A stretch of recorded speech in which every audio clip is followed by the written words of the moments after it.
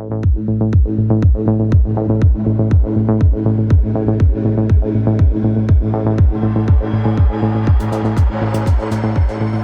folks, to Cyberpunk 2087 Season 2. Woo! Yay, we're back. We're back in living color, man. It's been a long time.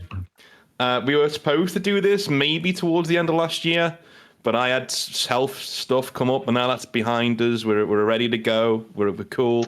Board's back with his astronomical ping like he's on the fucking moon. It's awesome. It's great. Let's get back in it. Let's do it. I'm sure John will give us a brief overview of what's been going on in a moment. But if you like what we do, subscribe to my channel. Of course, you're here already. But also, John's channel is awesome for all things Cyberpunk. And just generally talking about the hobby, too, of tabletop role-playing. Like, what I do for tabletop wargaming, he kind of does for tabletop role-playing. So, especially if you're into Cyberpunk, so go and check him out. And, yeah, let's fucking do this. Hell yeah. I'm so pumped. Let's do this. Hell yeah. Let's do this. Yeah, we're back, baby. Cyberpunk 2087 Season 2. I won't be giving a Season 1 recap because we did that ad nauseum. We actually had a dedicated episode where we recapped the entire season. It was the final one. If you guys want to check that out, we all got together, we talked about it. So I recommend you checking that out. If for some reason you're hopping into Season 2, Episode 1 and haven't watched Season 1, cool, you're here. You're not going to miss out on too much. I mean, you're going to miss out on a lot, but you can still watch from here because, you know, it's a story that's contained within itself. But from Season 1 to Season 2, we have a little bit of change. It's been 3 months' time, and in 3 months in Night City, a lot of things can happen, Choom. And a lot of things have happened. So we're going to go around the table and we're going to ask each one of you what you guys were doing for the last 3 months. I know we discussed it off camera, but let's talk about what you guys did within this last 3 months. Let's start with North. Okay. So Theo has been pretty much with his dad in orbit throughout this time. So we've been at the Crystal Palace. Some of you may have heard of that when we were doing the preview that's there before. You may have heard a bit of Kerry doing his new song. So yeah, we've been at the Crystal Palace. I've been handling security for him, mainly as a way to get out of the city. Things were getting a bit too hot. So as soon as everybody was sort of all right, I got the hell out of there. I went, okay, well, I'm going to orbit. I'm going to go chill with Dad for a bit, maybe get to know him.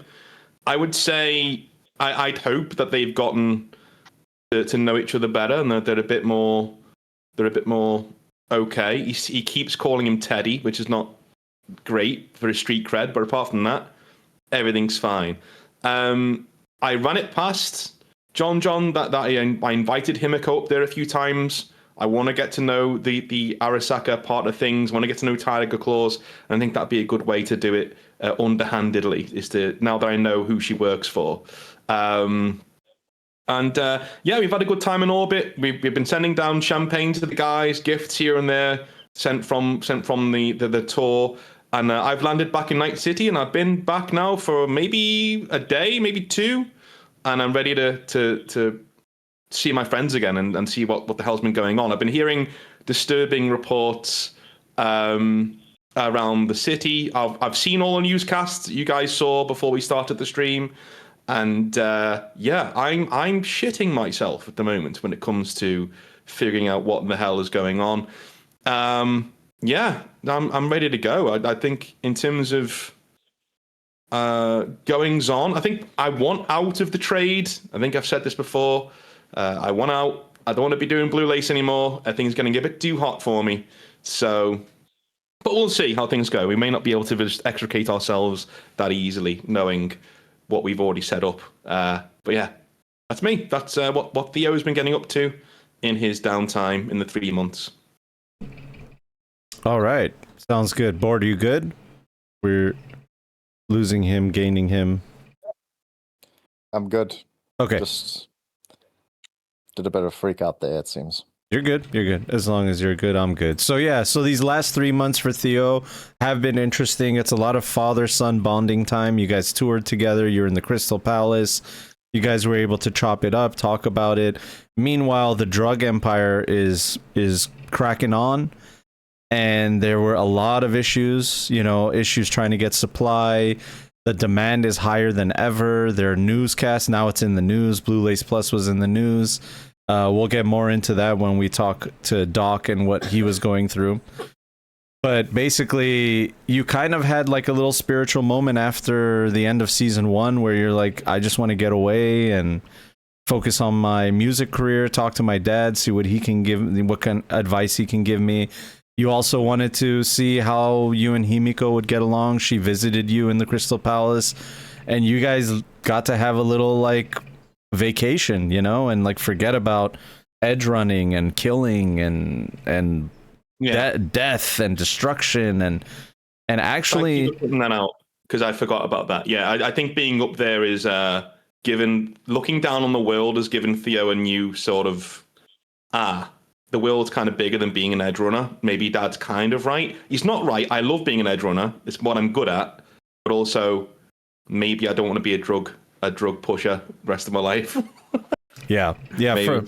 From your angle up there, looking at the big blue marble in space, you just saw it, and it was a different perspective, and it was a real moment for you and Himiko, and you guys got really close.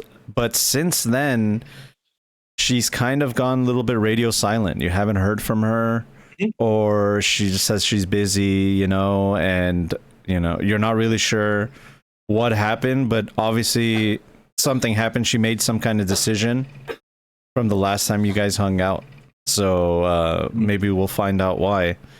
But yeah, after 3 months of having a good time, you came back. You're back to reality. And Doc, what's been going on with you for these last 3 months? The maelstrom is breathing down Doc's neck for more supply. He's trying to churn out as much as he can. But then that first time that news broad comes on, he had a bit of a freak out. And he's made a few security improvements on the hideouts. And I won't give too much away, but he's been putting a few irons in the fire. I like it. So yeah, while Theo has been gone for these last 3 months, it has not been a vacation for you. It's been a lot of stress watching TV and seeing Blue Lace Plus all over the newscasts, people overdosing, Maelstrom, drug dealers getting arrested, the police doing press conferences talking about how Blue Lace Plus is very dangerous. And at the same time, Night City has had some gang wars going on, where gangs have just been sparking up. 6th Street, Maelstrom, Tiger Claws, I mean, you name it, everybody's at each other's throats for territory. And some of them are saying it's because of Blue Lace Plus. It came in, it disrupted the whole system. Others are saying that this was going to happen anyway. It was going to bubble over. And on top of that, there's been a lot of investigation at the docks from the Night City Police Department trying to figure out what's going on with Blue Lace Plus, who's selling it, who's supplying it, who's manufacturing it. They've been arresting Maelstrom, and who knows what kind of interrogations they were having with them. But at the end of the day, Heavyset is demanding more product because they're making a killing. Maelstrom is becoming one of the most powerful gangs in Night City because of Blue Lace Plus. And they want to keep that party rolling. And I don't know if you guys still decided on this, but Theo and Doc, were you guys going to try to sell them the means on how to manufacture so they could take care of it themselves?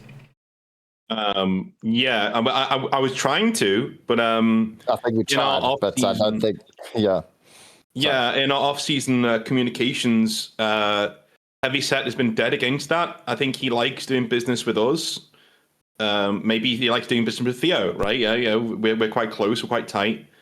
So I think the last thing Doc and I did, correct me if I'm wrong, Doc, is send a sneaky message to Hornet, another fixer in Night City, to see if we can get some sort of clandestine thing where he takes over our business side of things, for either a set fee or a monthly fee or whatever it is to get us out of the games. We can then go back to just being mercs, and he can run that drug empire. And maybe he can even do it without Heavyset even knowing. If he's still making the pickups from the same place with our guys there, you know, the faces that he knows, I'll always be available to liaise with. If Hornet needs me to come in and be the face, I can do that, you know, to keep Heavyset happy. But we will be out of the drug trade ourselves. Is that right, Doc? Are you happy with that, or is that is he overstepping his bounds there? Or I don't know. I think that was the idea. I just wasn't sure if Theo knew what was happening because he had been so far away. I don't know if he knew what was going on in Night City until he came back. So maybe, yeah, just I'm going to get updates. Yeah, I'd keep my. I assume me and you have been in constant communication, like when not just beard. So who am I going to tell about my nights with Himiko? Apart from you and I mean, fucking Darby's not going to know what's going on. He'd be like, "What is this thing called a woman?" And like, think just put the phone down on me. You're like the only one who would pick up the phone to hear about my exploits. So yeah. All right, very good. Would definitely hang up. Yeah, too detailed. Yeah. So I mean, the response you would have gotten from Hornet is definitely interest. You know, basically him saying like it's about time you guys cut me in, and he says that there are some loose ends that need to be taken care of for this operation to be up and running. But he'll let you know if he's interested or not. He's not 100% interested yet because there are some loose ends that need to be tied. But in the meantime, Maelstrom have taken you up on the offer to try to learn how to cook the stuff, so maybe that will work out, and maybe you can connect the two of them together and you guys can wash your hands of blue lace, which you know, we'll have to wait and see how that happens. Other than that, before we move on to Darby and Slink, because you guys kind of have like a side plot going on, we got to talk about Fuji-san. All right. In the last 3 months with Fuji-san, it's been absolutely catastrophic for their corporation. They are in charge of the city grid in Night City. They got this beautiful contract about a year before Hashi even talked to you guys. So that was like established. But something happened, whether it was sabotage, incompetence, or what, but Night City had a blackout for about 24 to 48 hours, and then it was fixed, and then it happened again, and there were grids of blackouts happening in sparse areas of Night City to the point where Fuji-san had to cut and run, and they needed to the contract was canceled. Night City canceled the contract with them and gave it to someone else, gave it to Raven Cybernetics, which is a big blow to Fuji-san, and they were forced to change management. You know how it is with a failure that on that magnitude. A lot of things had to change, and Hashi basically told you guys, "Hey, pause on everything that's going on. I got new bosses. There's new things going on. Once this gets settled, I'll contact you guys again. You know, I'll still pay for the building. The rent on the lab? Yeah, I'll still pay the Hashi's paying out of his own pocket. He said he'll take care of it, and he'll take care of anything that you guys need to make sure that you guys are still an asset. He asked you to please stay in contact with Maelstrom and the Bozos because Fuji-san is going to need them when everything is said and done. But that let you guys concentrate on basically what you wanted to, you go off on your little side things and have all these 3 months to figure it out. So, it's been 3 months. You've seen some of the news reports where Fuji-san has come out and said like, hey, give us a call if you have any issues, or, where grids have been brought back online, and they've basically handed off everything to Raven Cybernetics, embarrassingly, but they did what they had to do to get that done. In the meantime, Darby, what's been going on with you these last 3 months? Well, preceding the 3 months, took a lot out of Darby from his sort of introvert, sort of usual settings of being a maker in the black in the background making things and upgrading things, and to push to the forefront of all of this craziness that happened in the first season. He's just wanted to go back to his old comforts. He's gone back to a scrapyard, to his cargo container sort of hut, and he has been deep diving into trying to get Aura set up in this new automaton mainly, and making sure that she is accepting it okay and that she isn't going too crazy. But yeah, he's grafted bits of scrap metal and pieces that you could find in the scrapyard to make her look less pristine, like a prototype. What is she actually? She's a quick reaction force automaton. So he's basically tried to make her look more mundane and more so she can blend in with the environment a bit more. How do you? She's a fully mechanized robot, so there's only going to be so much I can do. Yeah. But yeah, so yeah, he's just been laying low, really, trying to recuperate and doing his capoeira with her. He's been teaching her the foundations, but primarily he'll have been sort of liaising bits with Slink, trying to make sure that there's no backdoors into this automaton, because we received it from the bozos, and possibly the entity behind the bozos is a bit of an unknown. Are they playing us? What sort of situation's going on here? So yeah, we're trying to make sure that it doesn't create this situation where Aura becomes rogue, really. But yeah, that I think he's toying with the idea of putting a kill switch in her, which at least in the automaton, and he probably converse with Slink and Aura herself about what people's views are on that. But it seems like a wise choice, considering we don't want the automaton getting into the wrong hands or becoming aggressive against us. Yeah, as far as you know, with Slink's help, but Slink was, a little bit preoccupied with a lot of things going on, but with whatever she could help with, you guys could not find any kind of backdoor, any kind of Trojan, nothing, This was just exactly as advertised from the bozos, as far as you know. They gave you Aura, they entrusted you with the robotic body, and they asked all that you have to do is let her flourish. And you guys have had this really crazy bonding in these last 3 months, where it's kind of like either father-daughter or like brother-sister, something like that. You know what I mean? Where she's like learning how to walk. She's learning Night City. Yeah, that is it.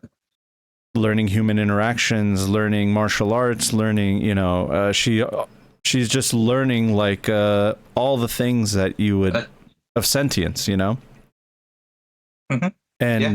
since then, just guiding her through that. But yeah, definitely very father-daughter sort of familial sort of situation. But yeah, I agree. Yeah, and she has like a lot of questions about human interactions, social interactions, and she's clocking everything and trying to figure out where she fits in all this, what sentience is all about, And a few times she's helped you take out some dumb mooks that thought that they could rob you. It's Night City. Yeah. They see you walking around, they think you're a target. They realize they messed with the wrong person. And also the way that you've dressed her up, if she's just wearing clothes and maybe like a hat and some glasses, like no one really knows that it's a robot underneath. Just looks like a borged out human, you know what I mean? So you guys have been able to just walk around the markets and just check out things, communicate with each other with your neural links, so you don't actually have to speak out loud. And she'll like read people for no reason and say like, I detect heartbeats around, and like you got to tell her like, hey, you don't have to always be on, it's okay, you know what I mean? So she's kind of adjusting to the life of just being a regular person in Night City rather than a tool to be used at all times. So she's dealing with all that.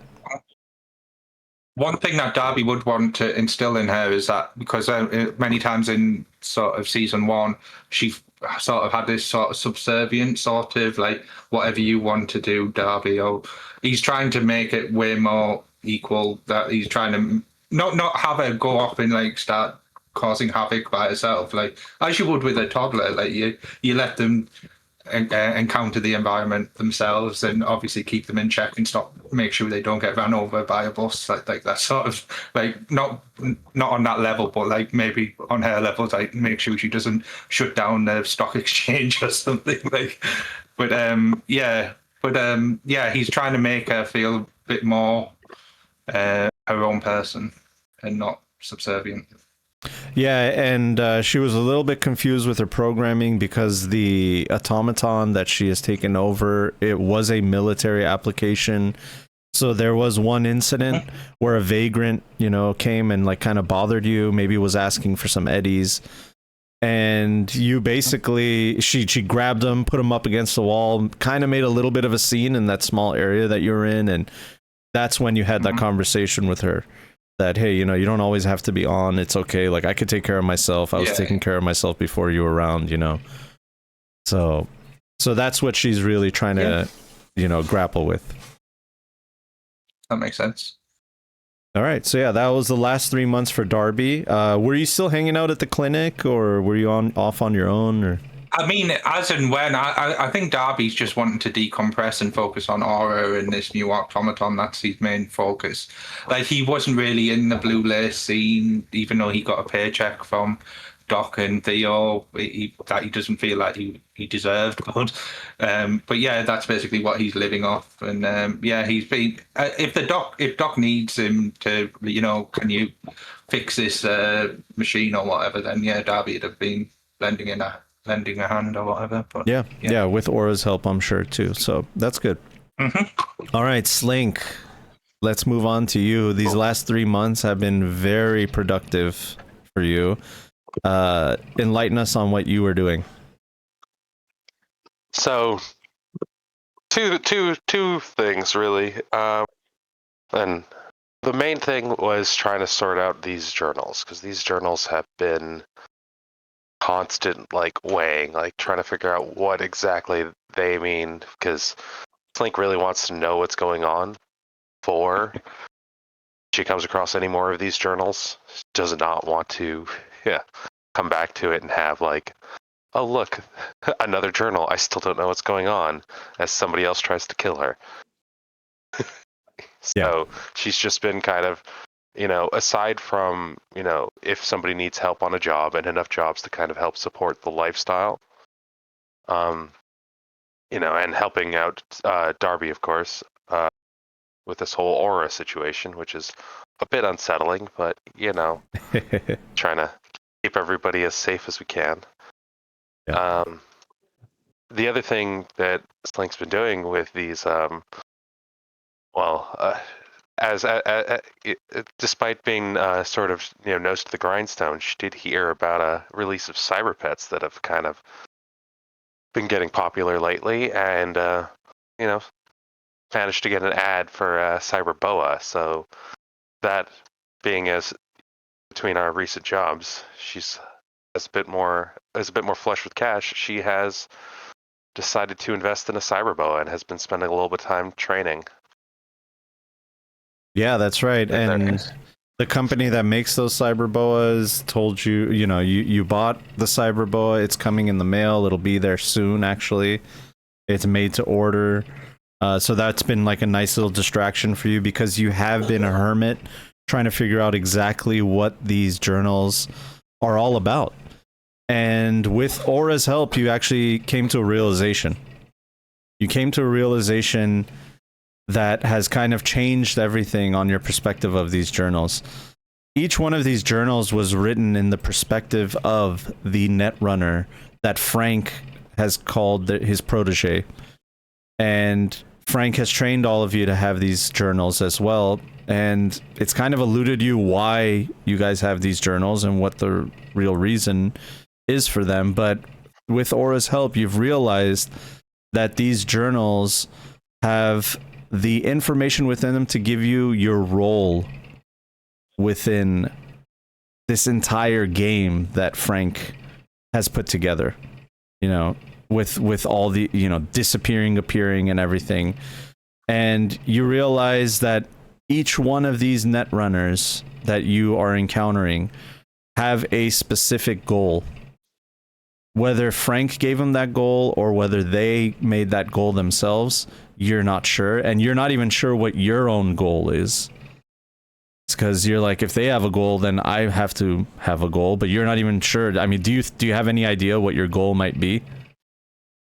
No, I mean, you know, all she really got from Frank, that is, at least in her mind, was just the skills to survive in this kind of, you know, in this crazy environment. And the as a netrunner, she didn't even, you know, she's been like kind of racking her brain through all the different training scenarios and all the jobs that he specifically put her on, and trying to figure out what the common link is. But, you know, she can't figure out what it is, which is unsettling.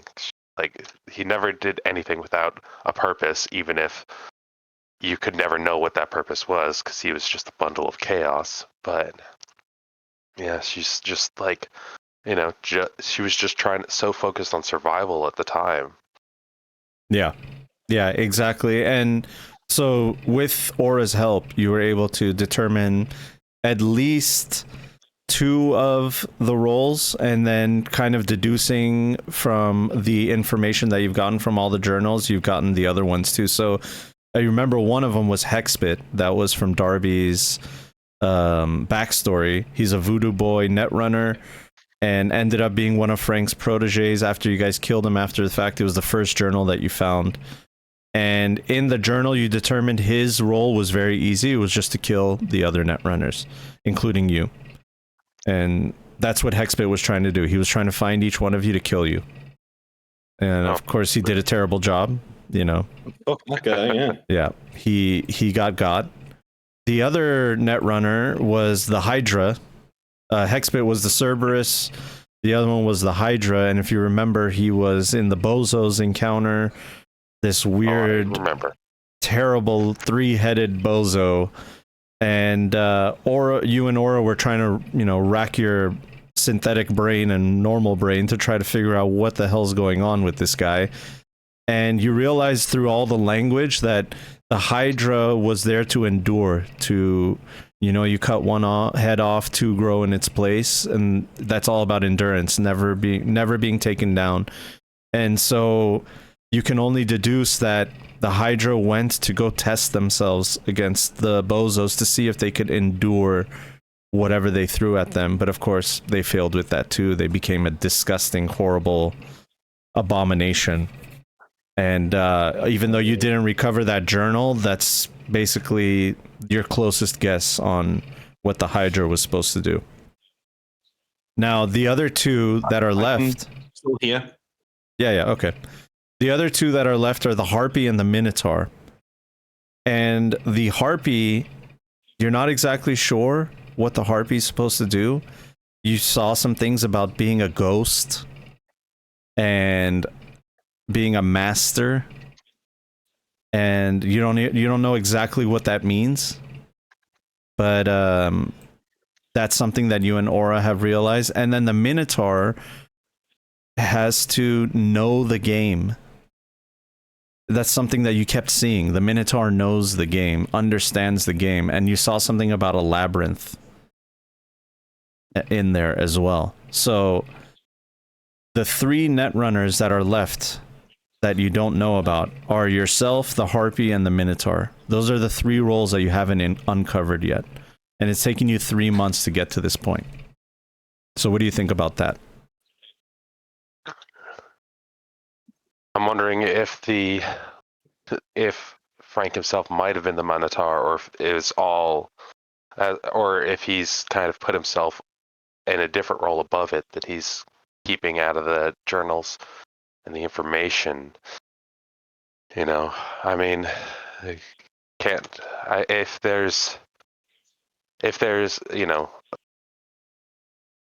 or whether, you know, because of the amount of time that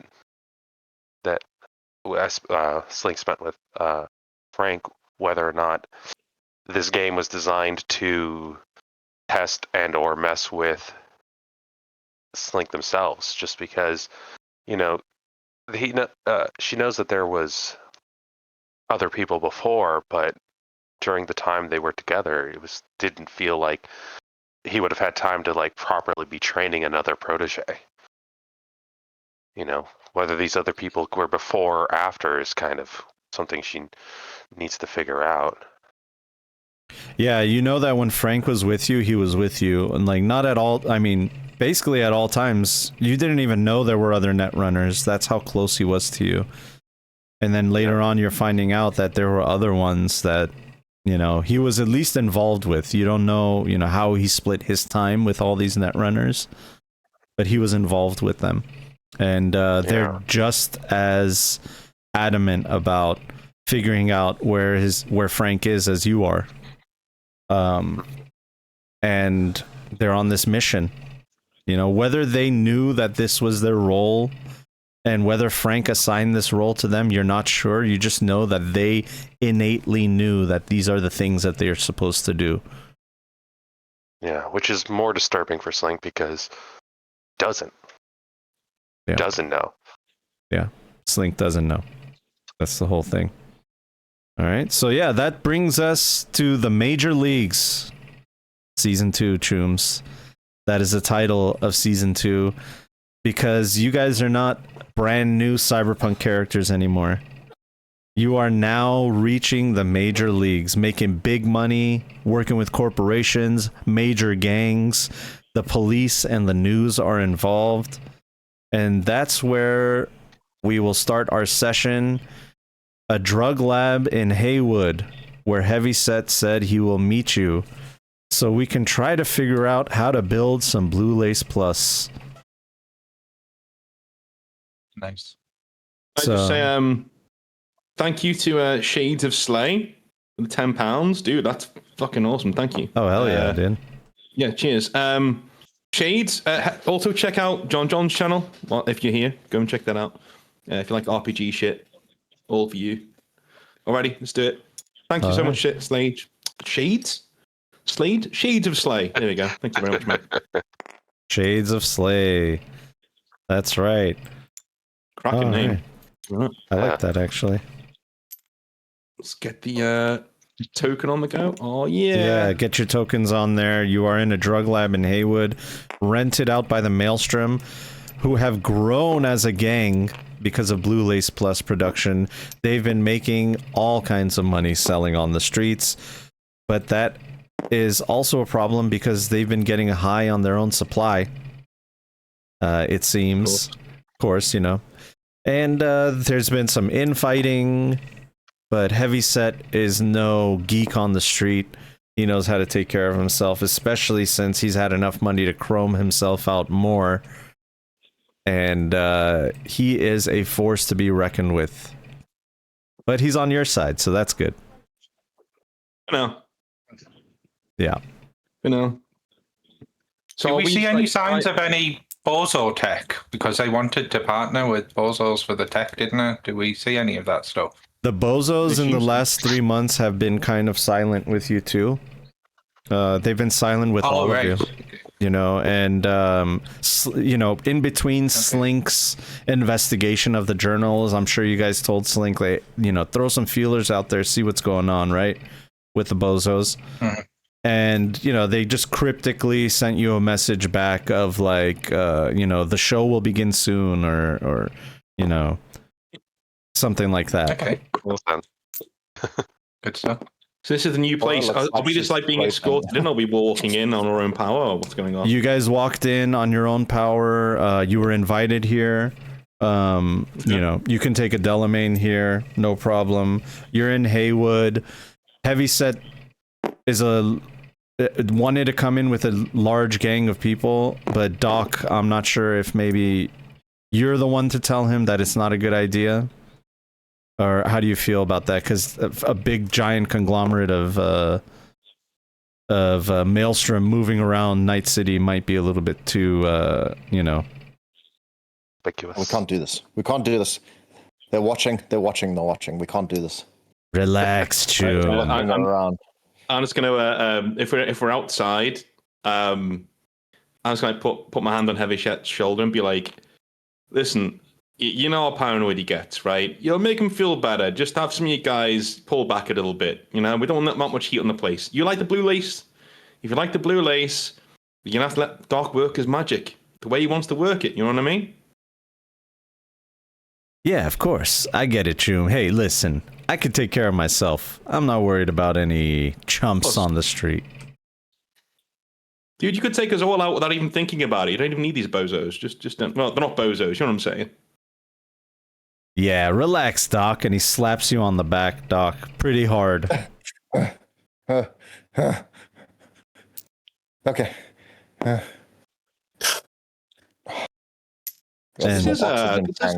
This is quite the setup, Doc. Like Jesus, like you worked out some issues in this place. Let me just say that's this is cool. This is industrial grade. This is heavy metal. Yeah, and out of character, Doc, you basically picked this spot because it has all the equipment that you need. And Heavyset said, yeah, we'll rent it out, and if this works out, then this is where I'll be making my blue lace. Yeah. Shows the spot. Secure. Not conspicuous. And just sort of drifts off for a second. It's like, Doc, you all right? Like, this first time I've seen each other in 3 months, dude. Do you not want to say hi? Like, I know he's messaged and stuff, but are you okay? Is he like bent over a desk or something? Has he even looked at us since we've walked in? I'm confused. Is this our place or the Bozos? I mean, the Maelstrom's place. This was their place. This is their place. This is just like a place, but it's not really their place. They're kind of like renting it out. You know what I mean? Yeah. But if it works out, then it will be their place. Mm-hmm. I just nudged Aura, pointing to the Doc, saying, "This is what a person that's about to snap look like." So, just observe his mannerisms so that we know for like future engagements and things. I kind of like be in front of Doc and like snap in front of his face, like, "Come on, get together." Yeah, and Heavyset is gonna walk up to Theo and say, "Kid, what's going on with your partner there? It's giving me some weird vibes. Everything all right?" Heavyset. The Doc doesn't like noise. You know what I'm saying? You know, when the police start sniffing around, he doesn't like it. It's kind of the reason why we wanted you to take over this kind of thing, because, you know, the Doc's not built for this kind of thing. He's brains, man. He's brains. That's what he does. He's not a guy like you, and I like wrap my knuckle on his chest. Dunk, dunk, dunk. You know what I mean? You're solid fucking chrome, dude. Like, this is built for you. Doc's, you know, he's flesh and blood. You know what I'm saying? Like, you know? A guy like you can walk into the fire, you know, we'd all melt. So we took you there, dude. It's up to you to do the rest. And it looks like you're doing a good job. Like, this place is, it's pretty shit hot. Heavyset laughs dismissively. What, you're talking about a couple of my boys getting pinched by the cops? You think it's the first time they've been pinched? Yeah, right, they're not gonna talk. My boys don't talk, all right? Oh, no. Do you watch TV, Heavyset? At all? It rots your brain. I agree, but a lot of people do. And Blue Lace has been on a lot of people's minds lately. And yeah, Doc don't like that kind of noise. So yeah, we are where we are. You got some good product. Have you moved up in the world? You're looking pretty jacked, man. Like, you know, there's some high power cables you got going on them shoulders. Oh, these, there's a couple odds and ends, you know, a little upgrade here and there. Nothing too crazy. But listen, Choom, all that stuff, all that noise on the TV that you're seeing, all the scream sheets that you're seeing, that's just advertisement, Choom. We've been making gangbusters. Are you kidding me? They want more of this stuff. They can't get enough of it. The kids, the college kids, the other I got Tiger Claws coming over here begging me for some product. I put them in the grinder, of course, but can you believe it? This is why This is why we want to give it to you, man. Like who can run it better than the guy who knows it best? You're our first customer, right? That's why you need to be the kingpin of this thing, dude. You need to be running this shit, not just partaking of it, you know? Heavyset's emotion changes quickly, which is something you've noticed with him, is he goes from one emotion to another on the drop of a dime. And he went from a happy, jovial kind of mood to a more worried and concerned mood. And he looks at you and he says, I don't know, Chum, this doc of mine, I don't know if he can do what your doc can do. So hopefully this goes well. Or, oh man, I just don't want to be angry. Lately I've been angry, you know? But hey, Heavyset, you know me. If you're happy, I'm happy, okay? We'll keep doing this until you're ready to say, hey, we can do this now. We can take over. Until that day comes, you know, we're here. It's nothing to worry about. We're here, Chum. I like that. We're here. Mm-hmm.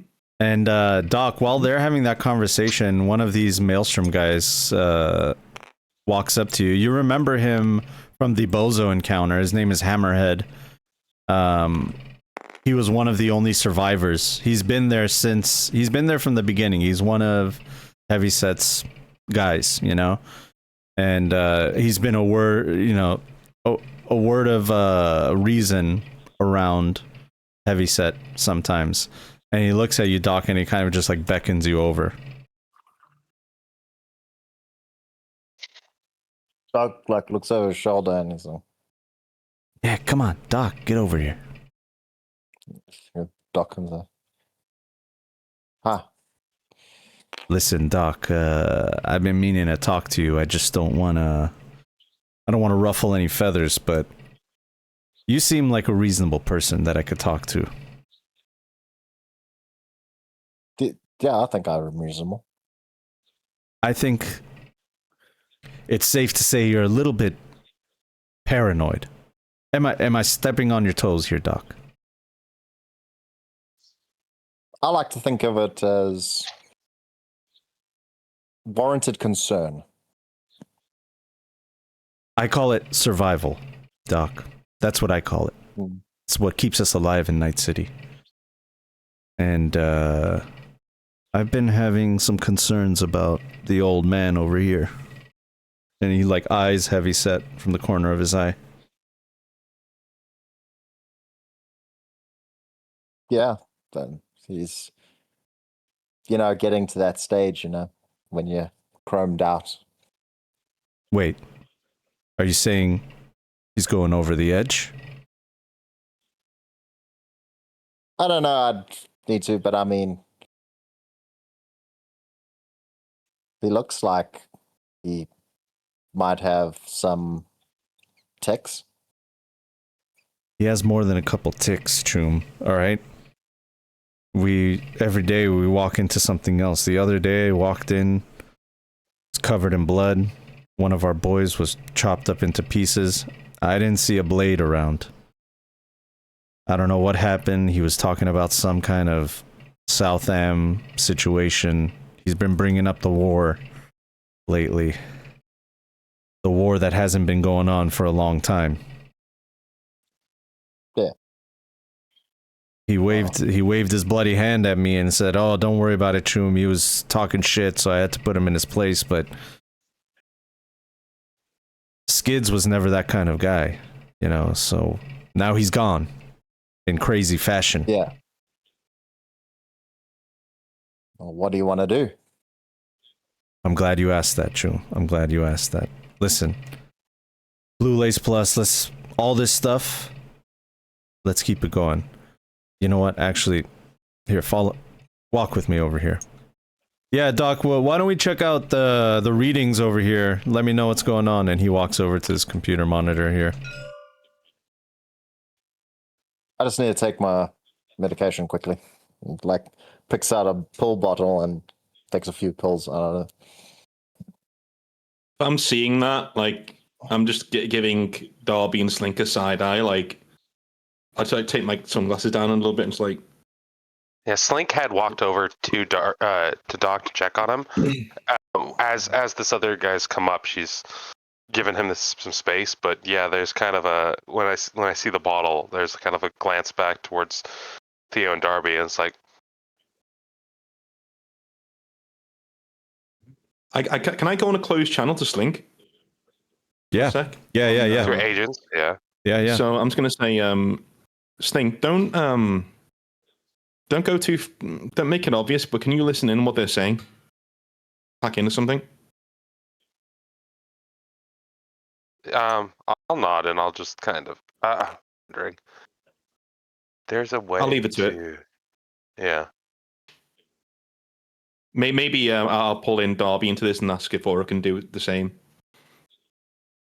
Yeah, I'm just concerned about this heavy set. He seems a bit erratic with the way his emotions are going. But yeah, sure, Aura can help out. But can before this has actually happened, I would have liked to have asked Aura to maybe just do like a scan of heavy set of like whether like just I don't know what a mannerism check, like to check like basically how close is he to cyberpsychosis? Like is it in her determination? She'll basically mention to you that cyberpsychosis is psychosomatic, so it's hard to measure that empirically. Okay. But there are irregular spikes of neural activity with Heavyset. She's detecting electrical spikes in his neural activity and and they're just random. Like they'll randomly happen, and it happens right before he changes emotion. Okay. So does that sound like something that could actually be remedied if we had some sort of implant that sort of a bit like a pacemaker but for neural spikes? Like, does that seem like something that would be? You think he's going to let us? In terms of Darby's knowledge? Yeah.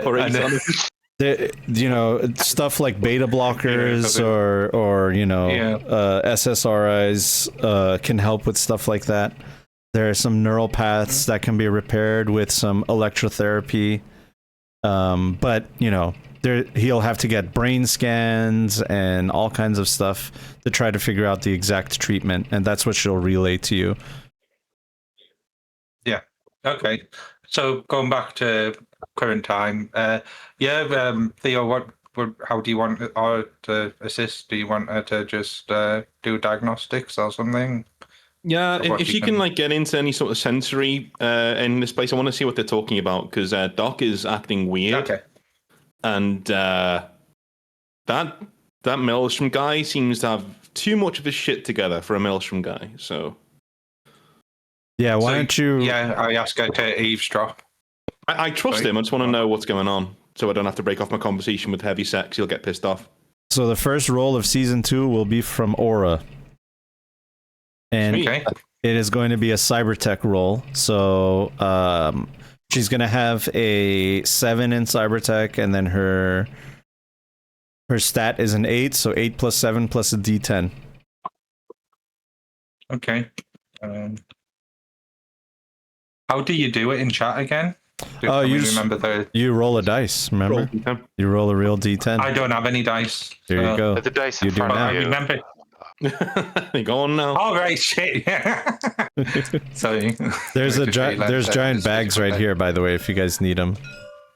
Everyone in chat just starts sending dice to Steady. That's £10 from Shades is going in the Steady dice fund, so we're going to get him some more dice. Yeah, so with an 18, she says, I will tune my audio frequencies in his direction. And she says there's a little bit of an interference with this device right here, this tank. So she's going to try to maneuver herself kind of like over here. And then she'll tune in to this area.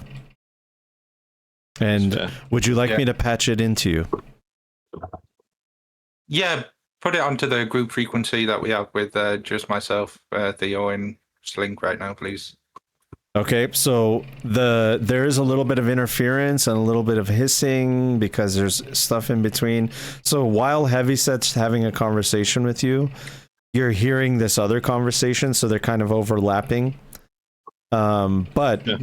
Hammerhead will begin talking to Doc and tell him, "All right, Doc." Yeah. No, I just wanted to say I forgot to mention Doc's style is also completely changed. He's not in his usual trench coat or cap or anything. He's in a very plain hoodie with a beanie on, and he has a medical mask that he's taking on and off. Oh shit. Okay. Oh, dear. So you've gone like Jesse Pandemic. Pinkman sort of thing. Hey, Baron, thanks, man. Thanks, man. Thank you. All right, Choom. I'll cut it to you straight. All right, Doc. Yeah. You and I both know Heavyset is compromised. All right, he got too much chrome. He's been through a lot of shit. Okay, that last Bozo's encounter almost took him out. Almost took all of us out. Right. Mm. And he hasn't come back. He hasn't come back the same Heavyset that we all know and love. Right. Oh. And the boys have been talking. Okay. The boys have been talking, and some of the boys that were talking, they're no longer with us. You know what I mean? How many boys? Enough where it could be a problem, but with the support of you guys, maybe they'll see some reason and we'll get some more people on our side. And there are two sides to this situation. There's a side that wants to lay low, make blue lace, make some money, and not kill each other at the drop of a hat. But Yeah. Heavyset's side is reckless, right? A lot of our boys are getting caught. He's encouraging the boys to take blue lace because it's good stuff, Doc. It really is. You really outdid yourself. Appreciate that. But I need your help. Also, my composure is now completely changed. Just from his standpoint, I'm like we're way more relaxed now. And yeah, I hear you, Choom.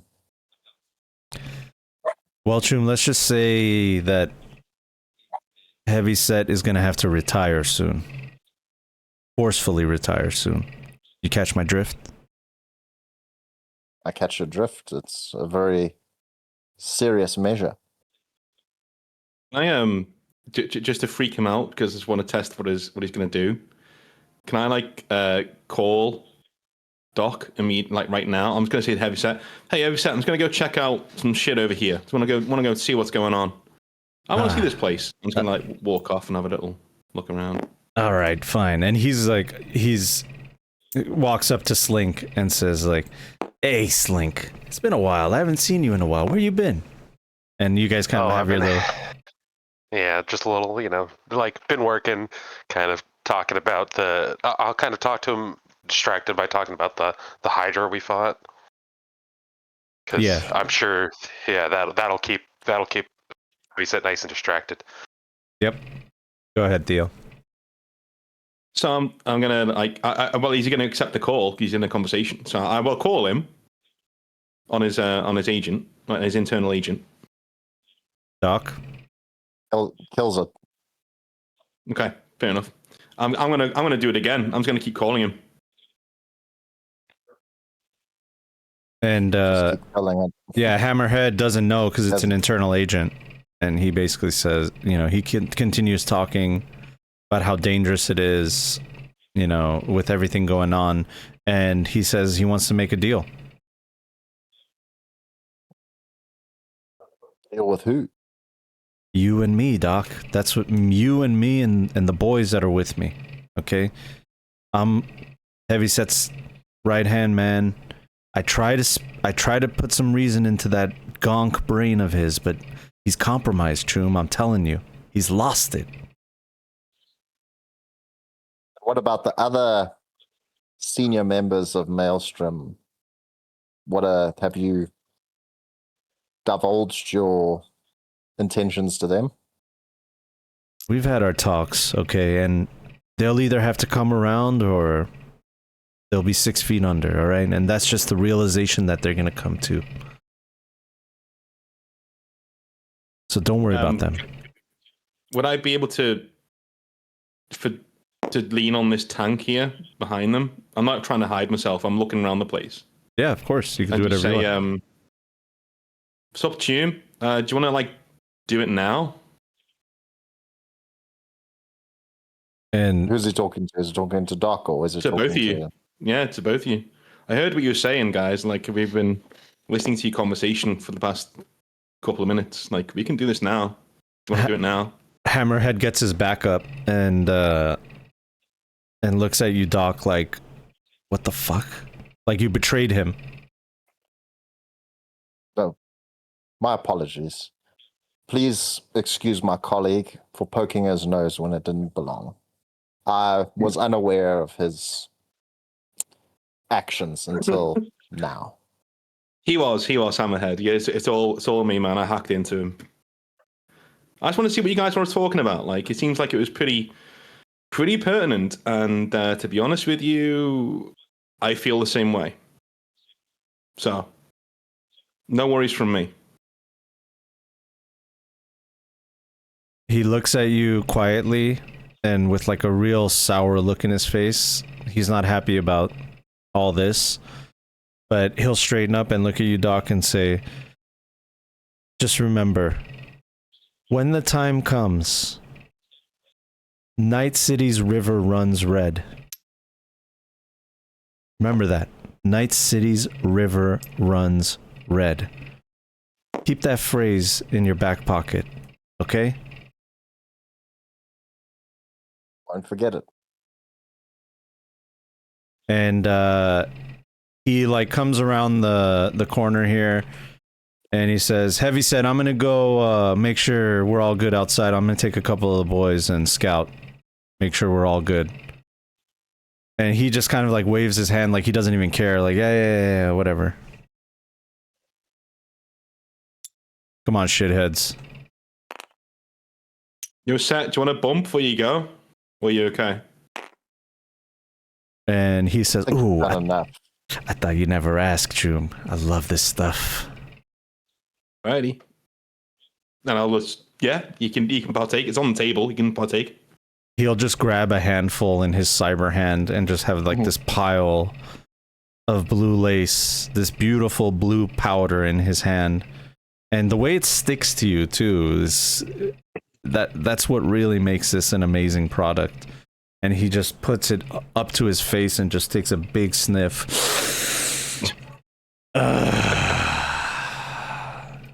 He's just like a cyber Tuco Salamanca. Like, whoa! And it's constantly just like, the hell's wrong with this guy? His cyber eyes dilate as the blue lace plus enters his bloodstream, but this is a familiar feeling for him, and he's grown quite a tolerance to it. And he just goes, all right, let's get down to business. Doc, meet my doc. All right. And in comes a nervous Maelstrom ganger who doesn't look like a doctor, but Heavyset says he's a doctor. And he's waiting for your instruction there, Doc. Tell him the steps, Doc. Step 1, step 2, step 8. Let's get this over with. Greetings, sir. How are you doing today? I'm okay, Choom. Yeah, I'm just looking forward to this. I got part A here. I think from your instructions, part A, part B is put together. 70-30, you said? Yep. Very good. But have you worked with this sort of material before? How many cooks have you done? He like glances at Heavyset. Yeah, plenty, Choom, plenty. Give me a human perception. Do I believe him? Plenty. Where's my... I'm going to say 0, but that's just my guess. Just a normal perception. Human perception. It's an empathy stat. Human perception. Yeah, social empathy stat. Okay. It's basically Also, while they're insight. while they're doing that, Slink wants to jack into whatever network we've got going on here. See if we can. Yeah, sure. There's a comm panel right here. Yeah.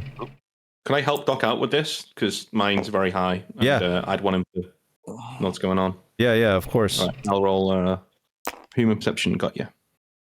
11. This is D10 plus 10. 18. 18. Yeah, with an 11, I mean, you're taking everything on face value. With an 18, Theo, you know this guy lied on his resume.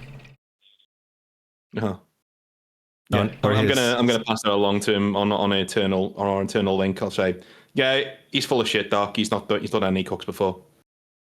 That comes kind of as a surprise to you, Doc, because you didn't read that in him. Okay, and so Doc's leading him, asking him to relay basically the cook to him, the temperatures and everything. And he's going to try and give him false information and see if he picks it up. Okay. And he says, yeah. That's what I was gonna do. Put the beaker A into C at 38 degrees Celsius, exactly like you said. And he begins to pour it in. You know that it's gonna cause a tiny explosion. Okay. And he begins to start to pour it in.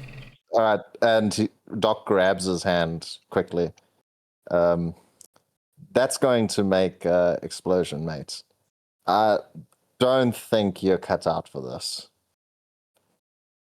Heavyset kind of looks annoyed and he says, "What the fuck's going on, Troom? What are you talking about?"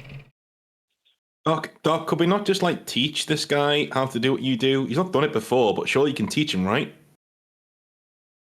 I don't know if he knows even anything. Oh, he's a blank slate, piece of clay for you to mold. That's why we're here. But do we have, like, I don't know, 4 years to teach him basic chemistry? Dude, it's not that hard, right? Just. Oh wait, is it that hard? Is it like? I don't know. I'm the muscle here. I look at Heavyset and give him a wink. Aura will tell you, Darby, I'm detecting a spike in heart rate from the Maelstrom doctor. As in that he's about to do something, or that he's just stressed? Stressed. Okay. I let it carry on. Be honest with me, Tube, and he's talking now to the Maelstrom doc. Do you actually know anything? Because if you don't, tell me now or you could blow up the place. Tell him now, Choom, says Heavyset. No, Choom, I'm telling you. I've gone to school for 6 years before I became a Maelstrom. Chemistry is my thing. And Aura will say the heart rate is elevating even more. My stress analyzer is going off. So what he's saying is that he knows chemistry, just not your process, Doc. That's the issue. Yeah, just to interject, I don't. Something's not adding up. He's either really anxious because of the pressure he's under, or he's faking it right now. I'm gonna look at Darby and then like point to Heavyset and go, yeah, you're damn fucking straight. He's anxious. This guy's about to rip his fucking head off. All right, listen, dude. All right, you're fine. Heavyset's a good guy. He's gonna be all right. All right, just tell us. Do you think you will be able to learn the process from Doc in a timely fashion? I mean, in a couple of days. Think you could do that? Yeah, of course.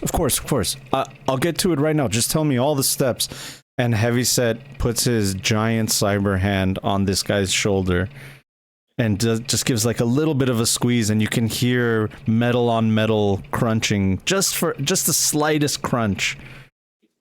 And he says, Choom, I don't want to get angry today, all right? So just listen to the good doctor and follow the steps so we can get on with our day. And as that's happening, Slink, you're in the system. You're connected to the cameras. There are cameras inside and outside. And inside, you're seeing exactly what you see here on the map. Outside, you're seeing Hammerhead with his two guys just standing outside, smoking cigarettes, chatting, and kind of just surveying the outer streets, keeping guard. Can I set this up so that we could, so that we can remote in these access to these cameras? From remote in from where? From either give Aura access or give our agents access so that we can kind of keep tabs on them when we're here. Yeah, so you could basically connect like Bluetooth to Aura, and she'll have a constant, stream, as long as she's within range, which she is. Okay. Is there any way to set it up so that we could do, so that we could remote in from when remotely we're like through there? Elsewhere? Yeah. Through that. No, I'm saying, like, trying to explain. Remote in. I'm I sorry. think he wants like a remote back door, so that if we were in a completely like backup base or whatever, that he could still access the cameras. It would be So that we difficult. can have them. It would be difficult because it's on a closed network, not on like the internet, So Yeah. you would have to like put it on a public net or a private net that you have somewhere, and then from there. So it'll take some time. It'll take you like 10-15 minutes to do all that.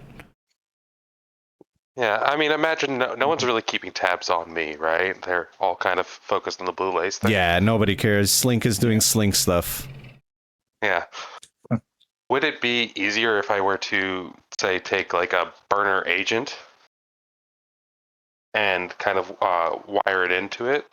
Yeah, you could do that, but you still have to be within range, and you can get it to like about half a mile, basically, but after half a mile, it gets really grainy and like you'll lose picture. Okay. So yeah, you can't be like on the other side of Night City and see unless you put it on a public network. Okay. Dangerous would be other people being able to find it.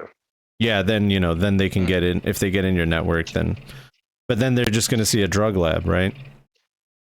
Yeah, and not really. And I could mask the location it's in. Yeah, that's true.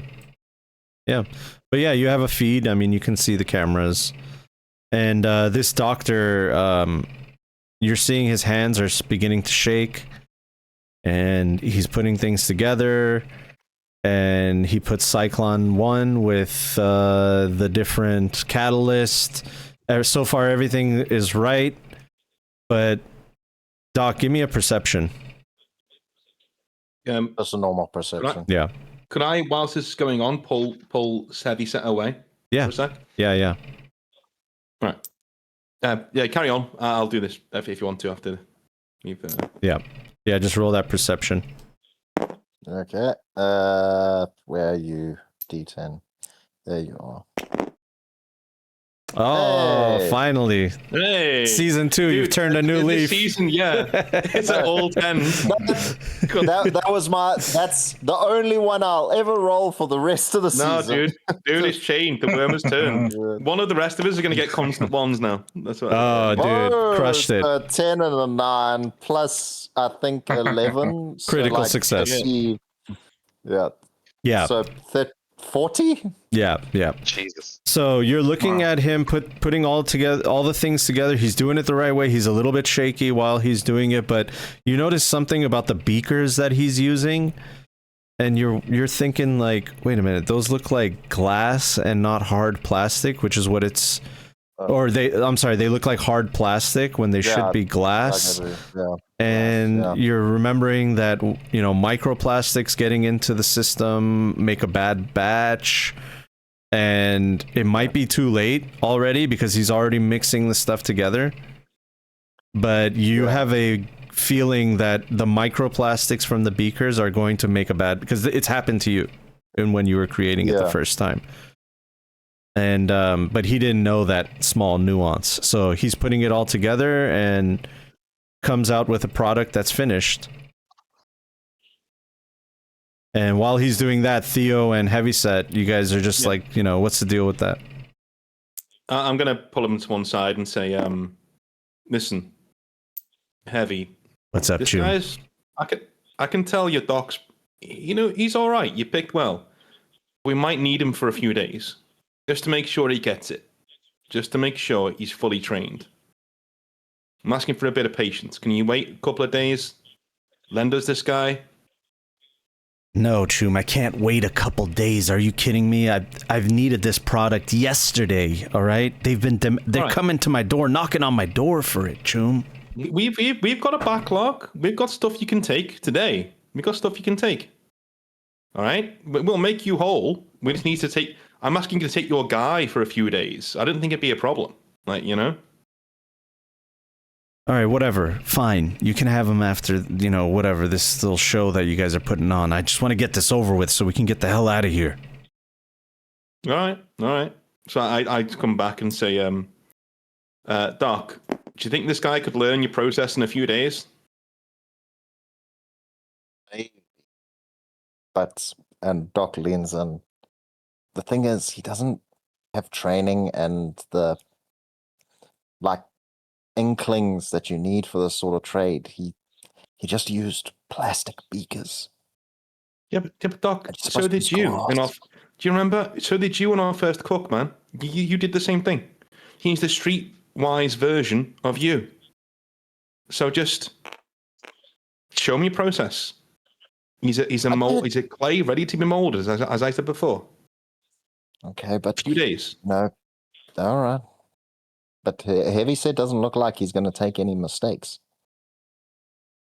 That's why we're getting out of the game, Tune. Or do you want to have another private conversation where we discuss offing one of our allies? Want to do that? I mean, we can always do that. It's fine. Hey. But, And Doc pokes him in the chest. I didn't know what that conversation was going to be about. And you had the darn nerve to spy on me. Yeah, well... I didn't even say I was going to go along with it. Yeah, well, things are getting hot, Tune. That's all I can say. And when one of these dudes pulls you aside, have a private conversation. I know I'm not saying it's your fault. Hot. You've been up in the flipping moon while I've had cops crawling all over the harbor. All right, maybe we should calm this down, have a conversation in private later on. How about that? All right.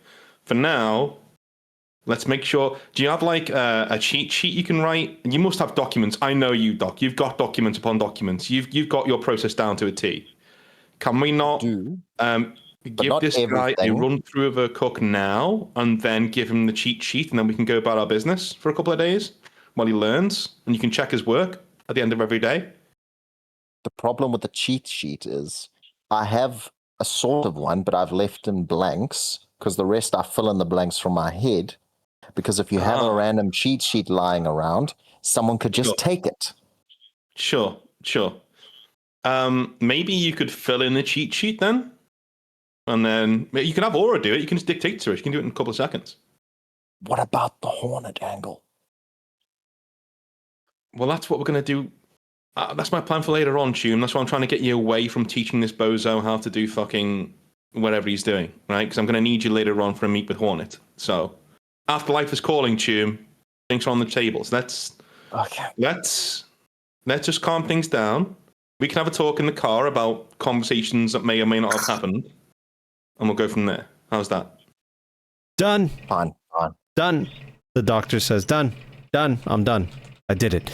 I fucking sure, Tune. I fucking did it. Look at it. It's good. Heavyset comes around the corner. He looks at it. Oh, yes.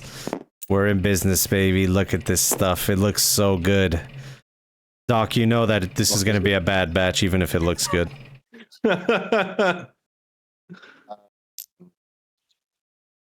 What do you want me to do? Just looking at Doc is it shit or is it good? It's garbage. It just looks good. Heavyset?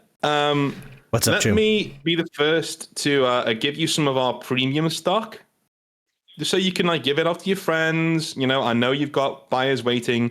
We will take this and we'll put it with the rest I don't know. Like it's a first cook, man. I don't want you taking anything that's going to give you a bad bump. You know, we've got to be careful with this stuff. He looks at you, Theo, with a serious look, and then a giant smile cracks. And that's when Aura sends you a private message, Darby. He's like, there's that spike again. And he says, Choom, what are you talking about? It's right here. Look at this. He grabs a pile again, just like he did earlier, puts it in his hands, and he's like, beautiful blue lace. Blue as the sky when it's not raining blood. What?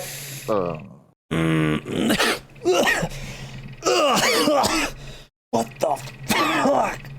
Told ya, head cheese. God damn it. Oh, fucking shit. What is this?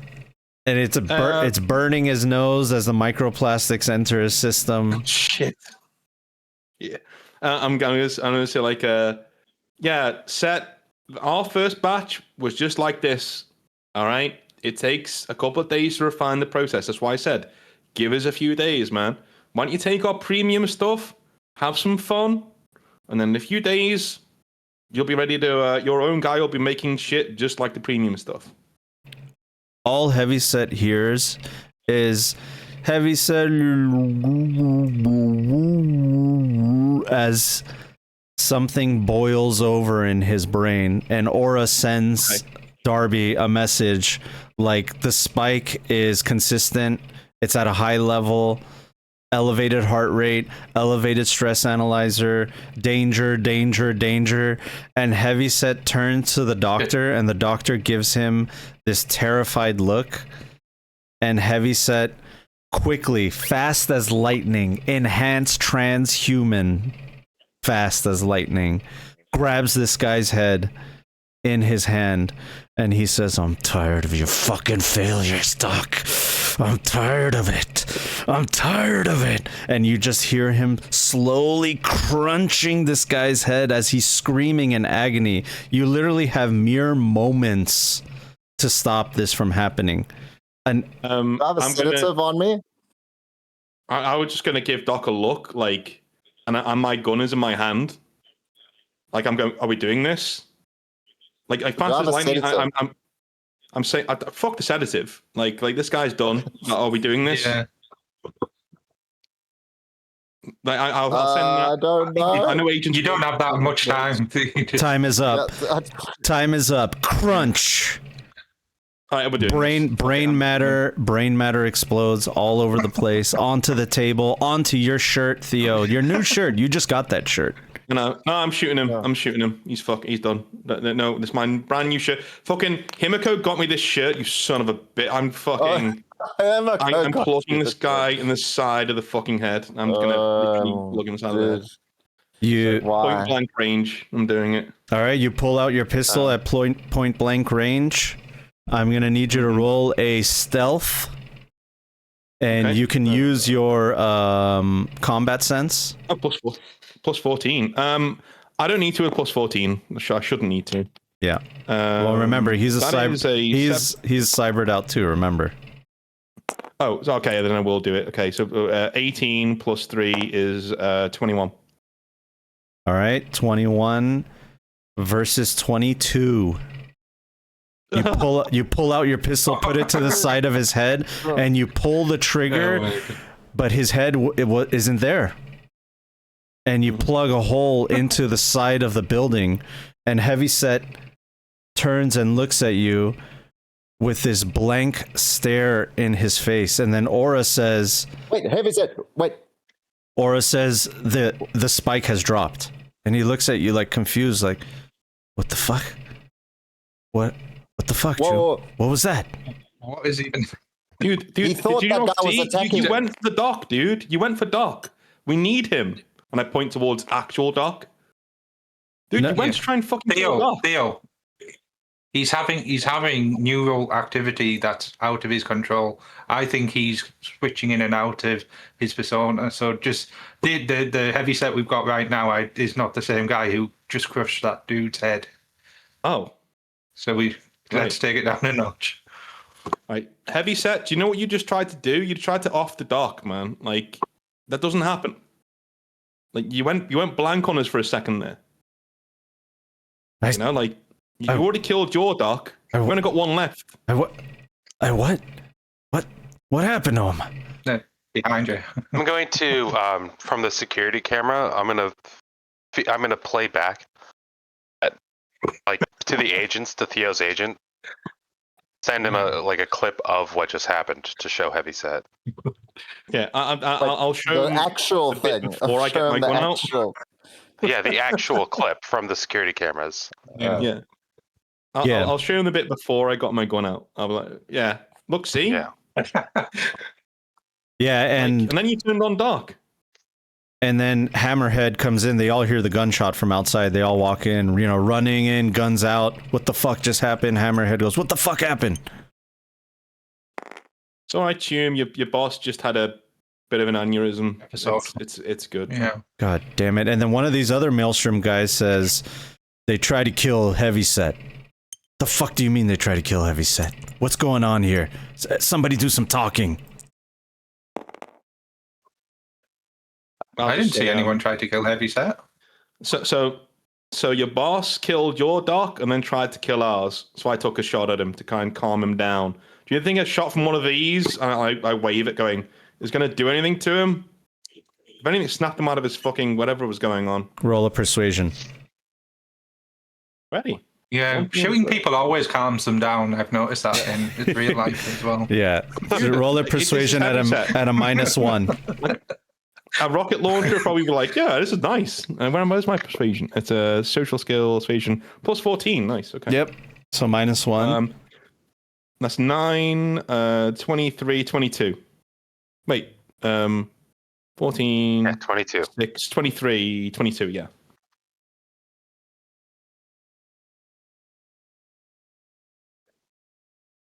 Oh, sorry. How much was it? 22. 22. 23, yeah. -1, 22. With the 22, the other Maelstrom kind of look at you, kind of look at Heavyset. Heavyset still has like a confused look on his face. He's looking down at this doctor, looking at his hands that are covered in brain matter and skull fragments, looking at your shirt. And the other Maelstrom kind of just relax a little bit. And Hammerhead walks up and he says, see, this is what I've been talking to you about, Heavyset. This is what I've been fucking trying to tell you. It's time for you to step down. Are you gonna fucking do it or what? Heavyset just doesn't even answer. He just kind of looks around and he says, I don't know, Choom. It's just, maybe I've been doing a little too much lace, but my brain's foggy. Fuck. What happened? So Theo has the video. Has Heavyset seen the video of him doing the kill? Up until I take my gun out, yeah. Yeah. To calm him down. And Heavyset looks at you. He still has the blue powder on his face. And he looks at you and he looks at the video and he's just kind of, it's not like registering with him, it's just like something's off. And then Aura says like, it's another neural spike.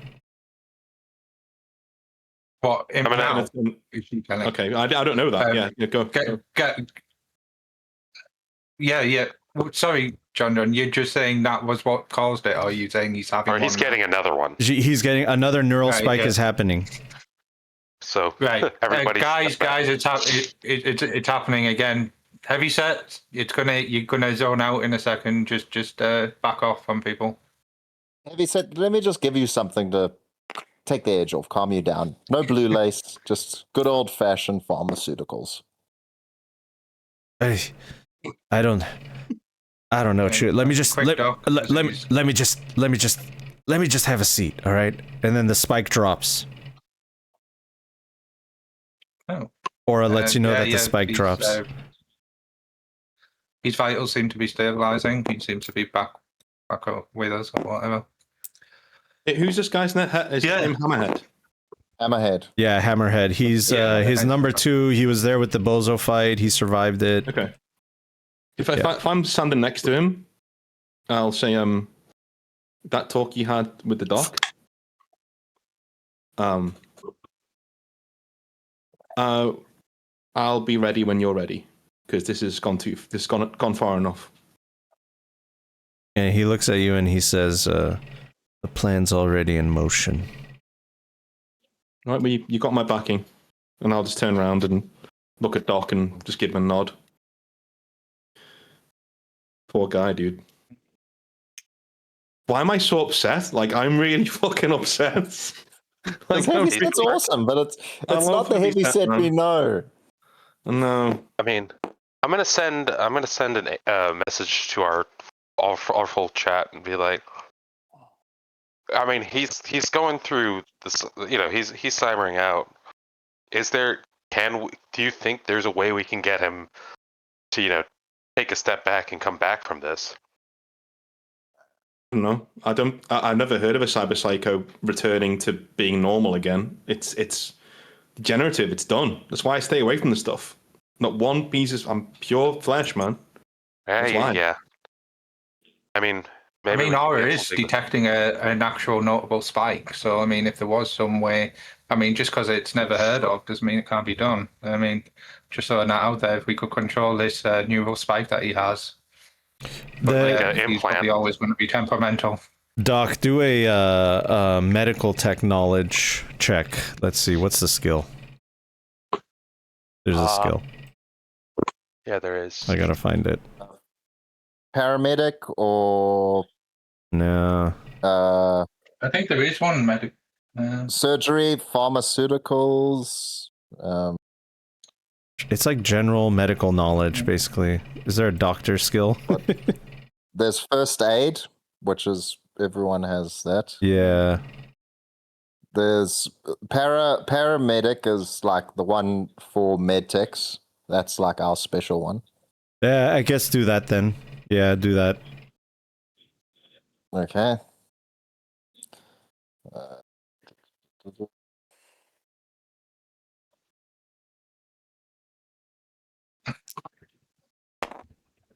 It's interesting that they have C vehicle tech, but not medical tech. That is a 23. All right, with the 23, even though your specialty is not cyberpsychosis, you have, through your studies, read about therapy. It requires, a long time seeing a therapist, removing parts of your cyberware, and slowly but surely over like months' time, and with the right medication, you can get to like a baseline, but it's a long process that Heavyset would have to go through. And expensive, I would assume. Yeah, but also, he would have to see a therapist and talk about all his traumas and, I can just say, and then I crushed that guy's head because he pissed me off. Yeah. And then his buddy came over, so I decapitated him. Yeah, he can't be leading the maelstrom and going to therapy at the same time, like Tony Soprano style. Yeah, it's not good street cred, is it, really? No. Could we set him up with seeing a mob guy react to The Sopranos, and he said if a mob boss was meeting with a psychiatrist, he would be in the trunk of his car at the end of the week with the psychiatrist. Yeah. Could we set up Heavyset with sort of like an AI generated therapist with Aura's help? Something that would allow him to speak to somebody that, with the sort of training, but wouldn't be, talking to an actual person that could. All great ideas all great ideas as long as he's a willing participant. Yeah, which he will not be. So, I am all for. I'm sorry, but like path of least resistance, and. If Maelstrom are already nipping this in the bud, then we need to let them do it. He's had his time, I think. I mean, Slink would want to give him a chance, and would approach him with like, hey, let's see if you can't work on some of this and not ever use the P word or the T word, psychoanalyst or therapist, and just kind of be like, yeah. I got a friend that we can hook you up with that can help you figure this shit out, so you can be yourself again. Yeah, as you guys are like kind of contemplating this, you're looking at the corpse of the Maelstrom doctor, and he's just bleeding out on the floor in a giant puddle of his own brain matter and skull fragments. And Hammerhead, after he says, you know, the plans are in motion, he like looks up at the other Maelstrom and he says, "Let's get out of here, boys." And Heavyset's kind of just in the back, just like his head in his hands, trying to realize what he's going through. He's definitely distraught.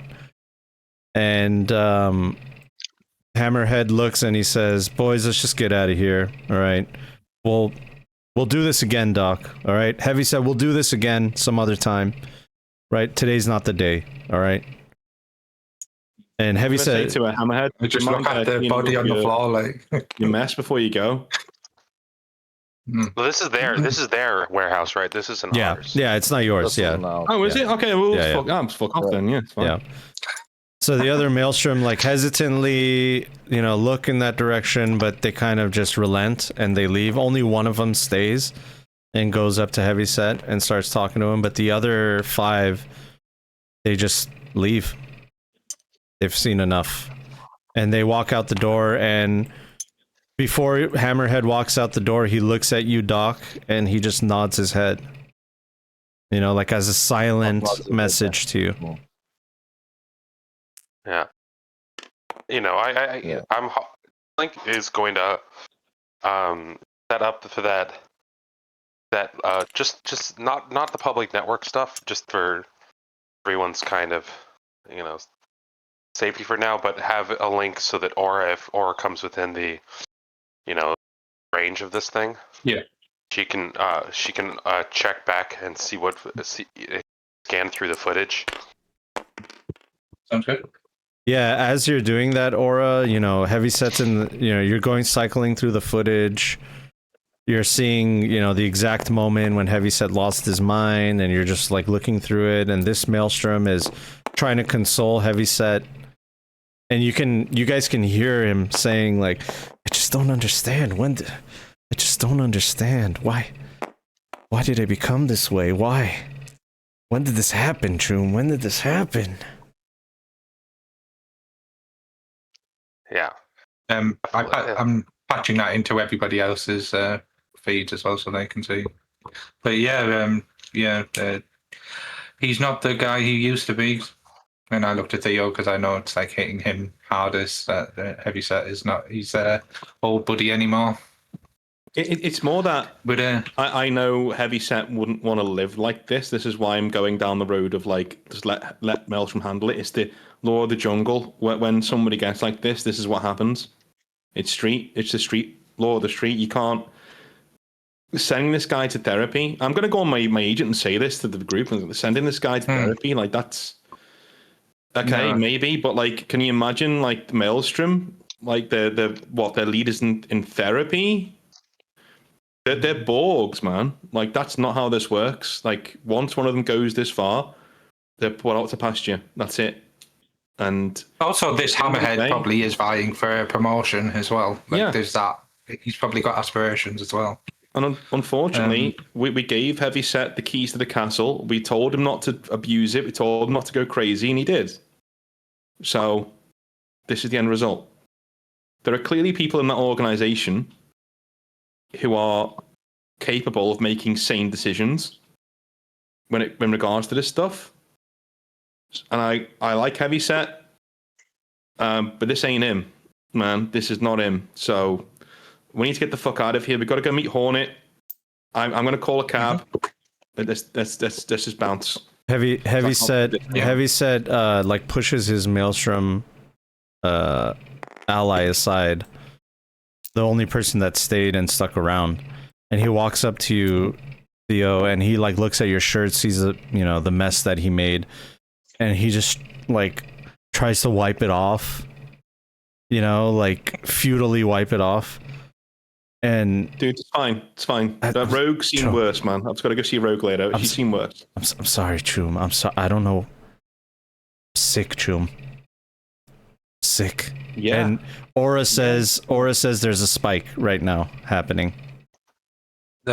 Yeah, but it's happening, guys. Heavy set, sit down or do what you did before. I'm sick, Choom. And I don't know how it happened, Choom, but I'm sick, Theo. Right. Doc, do you Right. have like your special sedative for him? Like special sedative?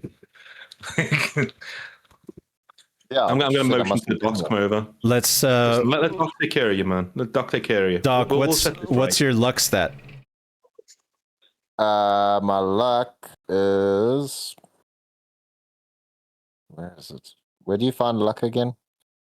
It's one of your main the actual stats. main stats. Yeah, no, no, no, Yeah, mate. 8. All right, 8. roll me a d. Dang, Oh, nice. Roll a d10, and hopefully it's an 8 or below. And if it is, then you have a sedative with you. Okay. Well, yeah, well, you're the guy who went through all the classes and said the skills that you should or need to look into. So Luck is very that's good. thank Yeah, you. you should be using it for headshots and stuff. by the What? way. Wrong dice. Sorry, ignore that. That's a D8. I need Okay. to roll D10. Oh. I was about to say. Sorry. Okay, yeah. Luckily, you have a set. You have 2 sedatives in there, you know, and hopefully it's enough for heavy set. I was going to say, hey, I'm just gonna Seth, give you let Doc take care of you, man. Let him switch those. Let him switch this off. Let him, you know, make you whole for a while. He looks at you, Theo, and he has this crazy somber look where he's just a man that you've never seen him this way. He's a defeated man. He knows that he's trying to come to grips with the reality of what's going on. Everybody around him is leaving him. He's not in control. He's having these episodes that he's tried to, you know, hand wave, but it's getting to a point where he can't. And he's looking at you, Theo, like, help me. I'm going to help you, man. I'm going to help you. Let Doc take care of you and we'll figure this out, all right? I'm sorry, Choom. We've I'm gonna just give him solved some worse problems than this sedative in before. the neck. Sorry, Choom. I'm sorry, Choom. Sorry, man. Sorry. I just try to be a good soldier. I'm trying to be a good soldier. I'm sorry, Choom. It's all right, man. It's all right. Does this sedative have any effect? It'd be strong shit, right? If it's Doc's, it's going to be. I'm giving him both. Yeah, Yeah. giving him military both. grade. You give him both, and Aura says, like, the spike has subsided, and you see him just. He's not out, but he's calmer. He should be out, you know, but he's not. He's just calmer and a little bit more, like, down. But also, Doc, you're worried that it might kill him because of the blue lace with the sedative, so you really want to give him the whole thing? Yeah. Okay. You give him Yeah. the whole thing. Whoops.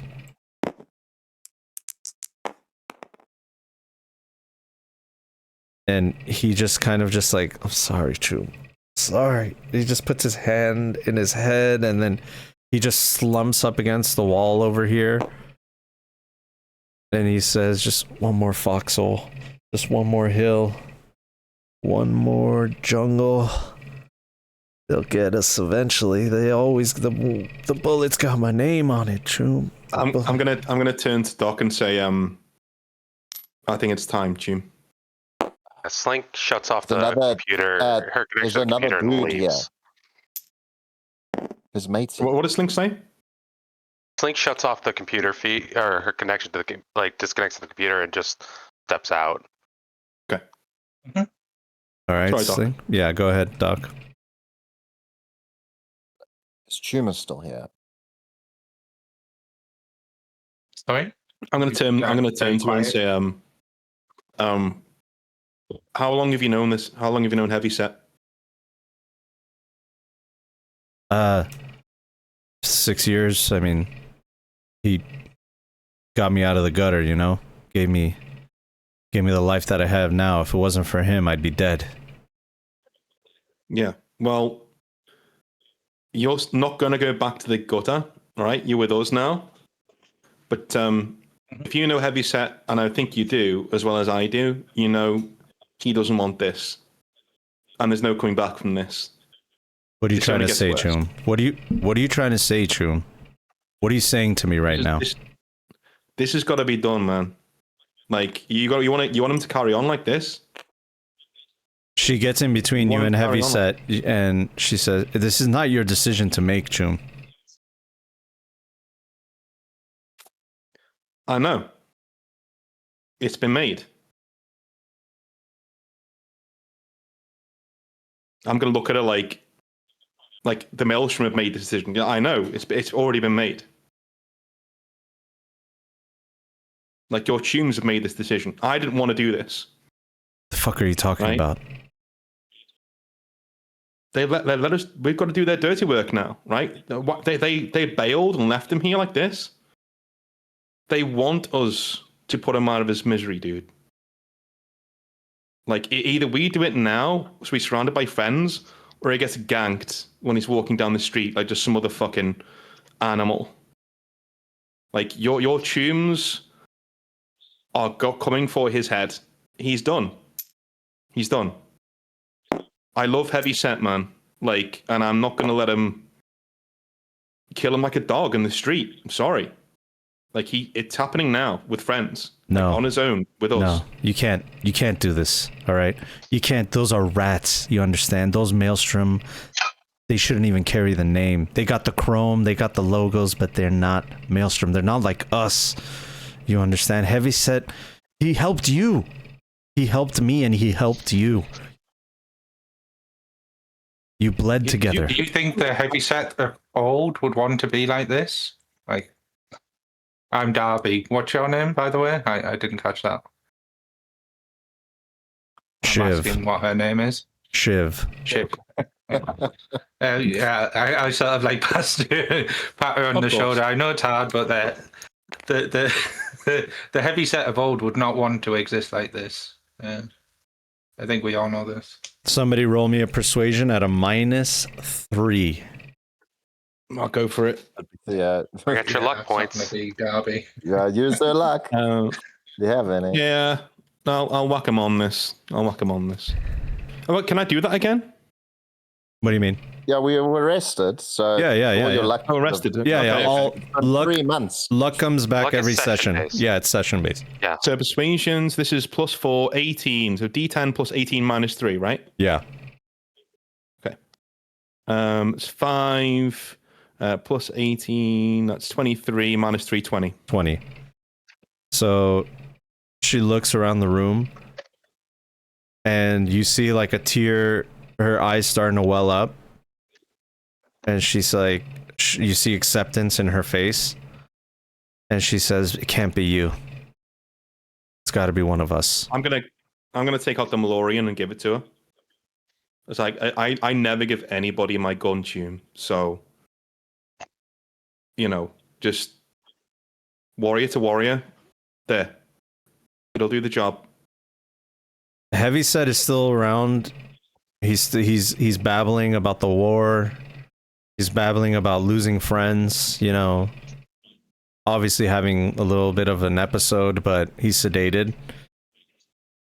So she like slowly starts walking up to him and like gets really close and has the Malorian in her hand, and she raises it up to his face, and he looks up at her, not as Heavyset, the leader of the Maelstrom, but as whoever he was before, an innocent human being that just became a part of this whole mess that we call the dark future. And he looks at her with pleading eyes, and he says, "Choom, what's going to happen to me?"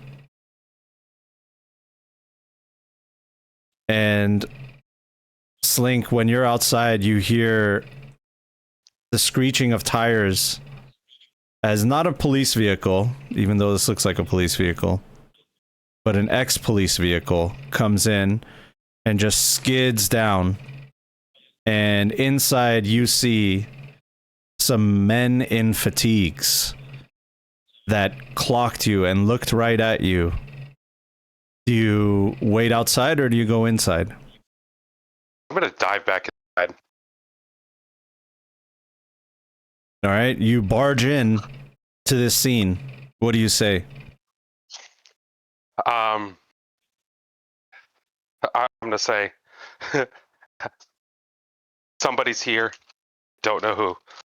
I'm just going to shout it out, and I'm going to get to the computer. I'm going to say to Shiv, we do this now, or we leave him to suffer. It's up to you. But we're leaving. We're going. I need my gun back.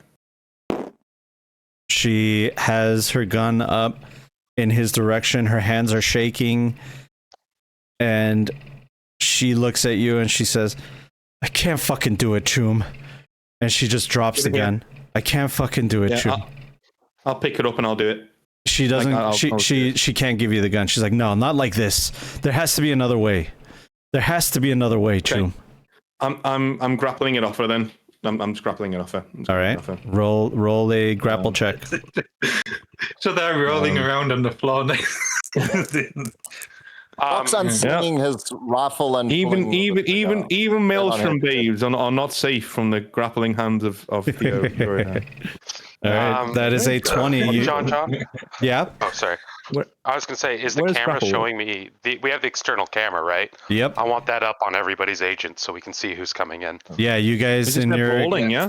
Yeah, brawling. Okay. She rolled a 20. Shooting. Plus 13. Slink, try and delay them, lock the shutters. 13, 21. 8, 13, 21, just one over what you needed. So she had a 20, you rolled a 21, barely got it. You guys are wrestling, and she doesn't want to give you the gun. You wrestle the gun out of her hand, and as you do that, in that exact moment, Slink, you're somewhere inside here. A bunch of 6th Street walk in. Surprise! Oh shit. Oh no. And you I have don't like being next to would my martial arts experience be good enough to know, like, just to hold his, I don't know, his blood vessel down on his jugular to, like, kill him? Yeah, I mean, you could choke him out, but he might fight you back. Whilst they're grappling, can I just do that? Oh, is he not, like, sedated? Like, if he's really delirious, then I wouldn't do it. If he's, like, very conscious, then yeah. Slink is kind of panicking right now, so she was going to do something that's probably going to upset what they're trying to do. Yeah. I mean, no, it's just whilst the grappling was happening, I would have probably just put him to sleep if that was a thing that I could do. But, no, well, Steady. I did say when they were grappling that Doc pulled out his rifle and fired it. Oh right, so you did it. Okay, fine. Oh shit! Sorry, I've been done. Okay, fine. You did what? You pulled out your rifle and shot at a heavyset. Heavyset, yeah. All right. At the head. Gotcha. I heard something about rifle, but I think you cut out or something. All right. Yeah. So as they're wrestling for the pistol, Theo gets the gun. Doc, you pulled out. You slung your rifle, pointed at Heavyset's head. He looks at you with a shocked look of realization, but that's the last you'll ever see of Heavyset as you blast his brain matter. And he coats the back wall with his blood. And that's the exact moment that the 6th Street walk in. Guns drawn, looking at you, Slink, looking at everybody. The fuck was that? I'm gonna say to Shiv, all right, that's done. We have problems. Get your shit together, or we all die here. All right. Sorry. Slink's just gonna try to hide. Heavyset slumps down onto the ground. Over. Yeah, Heavyset's down on the ground. Shiv doesn't even listen to you. She's just slumped over his body, weeping and just distraught over his death. And then these 6th Street walk in with their guns out. And this guy, they said, nobody move. Nobody fucking move. All right? You're not our target. You're not our... Shit. Bruiser, look at him. God damn it. Just gonna hold my hands up and be like I've still got my gun in my hand. Like, we've killed more than you guys on a Tuesday, so we can just say you did the job if you want. Save us all a few bullets, and you can just leave. But I don't. Shit. I don't like this. I don't like this. I don't give a shit what you like. Either leave or die. What's your name, Jim? My name is the guy with the gun in your face. This was our job. This was our hit. All right? Honor among thieves, honor among mercs. You took my job from me. Well, what was the job costing you, man? Why, you gonna pay double or nothing? No. Not double, but maybe compensate. Like, I was going to turn to Doc and say, Doc, are you fucking serious? We could kill all these guys. I'm going to give this Nimrod, like, whatever he's being paid twice. Yeah, I really... kill him. I just killed a friend, and I'd rather not kill any more people today, to be honest, Jim. Also, Well, remember, look where Slink is right now, by the way. Hey guys. Oh, shit, yeah, I forgot about that. Thanks. to be fair, I can see that. Theo can't. So what do I? Because the tank's there. You so guys like... you guys see the video feed from. Okay, so you can see the whole room. Fine. Yeah, that's fine. I'm gonna. I had my gun out anyway. Like I'm pointing it. I wouldn't like just standing. So my thing is not on the trigger discipline, but my gun is trained on this guy. Like it is like. I'm like, you can do what you want to do, dude. Like, just so you know. You know, as I just said, we kill mooks like you on a Tuesday. Like you either you walk away from here having gotten your prize and killed your guy, or you don't walk away from here at all. It's up to you. Roll of persuasion. Persuasion's getting a lot of fucking use today. Yeah, you're persuading people not to do what they want to do. Kill me. Kill everybody. All right. This is for Slink, man. Let's do it. Plus 14. Oh my god, it's so dark in here. What was that? It's suspense. A 6 plus 14, 20. All right, 20.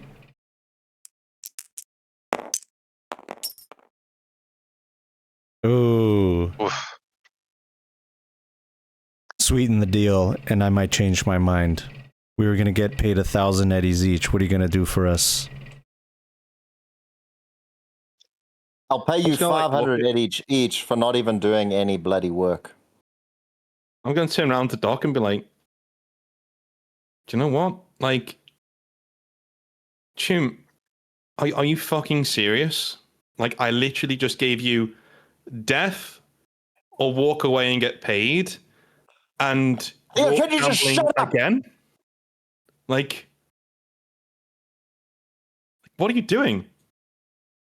Come on, Chum, I know who you are. Theo, fine hair, Uridine. I know who you are. I know what you can do. But there's 8 of us, and not enough of you. So I said sweeten the deal. You take it or leave it. All right, fine. Doc, if you want to pay them, you can pay them. And none of these fucking bozos are seeing any of my money, so yeah, fuck it. Wait a second. No one needs to be paid. It's out of my pocket. Do the gig, and they can take the produce that's over here by this dead guy, and we'll call it quits. Bruiser eyes the bad batch on the table and sees that it's a lot. And I'm gonna turn to Darby and go, Darby, that's not yours to give away, man. That's like all of our shit. That's the good stuff. Fucking shut up. I'll decide. Man, I'm trying to. I'll decide. No. I think Theo's playing along with you. Out of character, I think Theo's playing along with Darby. Yeah, no, I am. I'm playing into it. I'm just playing along, saying I'm just trying to solve the situation. Like 500 eddies each, and you get to go. Not even breaking a sweat. I'd say just let him take the fucking product, man. It's worthless. Jesus. Yeah. I know it's worthless. Bruiser looks at one of his guys and he says, look out. Check it out. How much is in there? He puts his gun down. These guys kind of move into a different position. This guy kind of gets cozy up to you, Slink. They still all have their guns drawn, but Lookout hops over this body, steps over it, looks at the product, and he says, oh shit, Bruiser. It's blue lace. Wait a minute. Blue lace. Yeah. The fuck? Why do you guys have a bunch of blue lace on the table here? Wait a minute. You're cooking that stuff? I'm going to point towards Heavyset and go, no, he was. Well, then why are you here? The word was. To do what you're supposed to do. We're here to take him out. I'm fucking confused. Hold on. Just hold the fuck on, okay? He puts his gun away. He tells the other guys, like, you know, he gives them like some kind of command, hand signal, and they have their guns drawn, but they're no longer really like aiming it at you guys. And he pulls out an agent and he makes a call, and you hear him say, Hammerhead. Yeah, things are going fucking wrong. I don't care about the Night City River bullshit phrase, alright? Listen to me. Are these guys cooking blue lace for you or what? Yes, they're still here. No, we're not shooting and killing each other. Night City runs red, Doc shouts out. Are they cooking for you or not? Okay. Finally. Some answers. He hangs up. Alright, that shithead Maelstrom isn't gonna really pay me, I know now. So I'll take you up on that 500 eddies, and I'll take this product. And the chance to get some more. Let's make a business deal, or we're not walking out of here. None of us are walking out of here. How about this? I'll give you your 500 each. I'll tell you that batch is bad. Out of, how do you say, honor among thieves? And maybe we'll do business in the future, or I'll point you to someone who can do business in the future. Let's say this is a start of a new friendship when one has just ended. What do you mean that batch is Call me the bad? Doc. And Doc offers his hand out to Bruiser. He looks at your hand and doesn't shake it, and he just says, what do you mean it's a bad batch? I mean, it's shit. He didn't cook it, Tume. One of his guys cooked it. I point to Heavyset. And he looks down at the headless Maelstrom on the ground, and he says, then who's this guy? That'd be the guy I who cooked cooked it. He's just trying to put everything together. Prospect, get your dumb ass over here. You see this no-name guy come over here.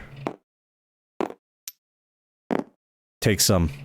What do you mean, boss? I said put some of that shit in your nose right now. Yes, sir. He comes over to the table. He takes out his combat knife and takes a little bump. Yeah, boss. I've never done blue lace, but I don't think it's supposed to taste like that. So, you are being truthful. It's a bad batch. But a second ago, you were about to give it to me, huh? Had a little change of heart, didn't you? I wasn't. I was. Sure, you were about to take it. Yeah. You know, you weren't exactly asking. God, this is the last time. And, you know, all of the guns you've been pointing at us, not exactly a recipe for friendship. I like the idea that we have this like little My distant hand's still voice from the shaking. other end of the warehouse. Yeah, like You were just gonna like take it. calling back from the entire opposite side, like you were pointing guns at us. You know, it's kind of rude. All right, run the Yeah. deal by me again. I'm never fucking working with Maelstrom ever again. Run the deal by me again. 500 eddies each and what? 500 eddies each. I tell you that that's a bad batch, so you don't get screwed. And then we can start a new friendship, you and me, and maybe look into doing business together, or me pointing you to someone who can give you what you need. They call me the Doc, and my hand is still out. 6th Street isn't in the business of selling drugs, all right? Drugs are ruining America. All right? ruining the fabric of our society. But can't ignore the eddies you can make. And with the eddies, we can really make some change and bring America back to its former glory. Amen, brother. He doesn't like that, but nevertheless, he makes a hand signal and everybody puts their guns down. Put the money on the table, Choom. And put your contact information on it too. Well, he takes his hand away, pulls it in his pockets. So there are 8 of them, right? That's right. 8 times 500. So that should be 4 grand. 4 grand. So he puts 4 grand on the table. He looks at you kind of. He doesn't have. Yeah. No, yeah, you have it. You have it. Okay. I'm sure Doc would rather carry cash than put money in the bank. Probably. Know him, yeah, probably. Yeah. Yeah, he'll look at it, you know, he'll count it a little bit, and then he'll look up and he'll say, "All right, fine. We made a deal. I don't like it, but we made a deal." And then he'll turn and say, "But I just got to take care of one thing." And he turns over to this maelstrom that's over Heavyset's body, and she looks up and she says, "No!" And he just blasts her head off. Loose ends. I don't like them. I understand. I'm gonna look over to Doc and go, "Can I?" I'm like making motioning to him, like, "Can I shoot him now? Like, can I?" No. Okay. Well. And Doc brings out his agent to tap with Bruiser. Yeah, contact information. he grabs your contact information. He looks around and he says, "All right, 6th Street, roll out." And like slowly they just start filing out, each one of them. And like each one looks at you, Slink, as they pass by. One of them even winks at you. Rattler winks at you. I just completely ignore. We'll keep in I'm touch. like, you know, as they're walking by, like, I'm back on the computer. I'm just ignoring their existence. I'm a pretty good chemist. I don't only can do drugs, I can also do things that go boom.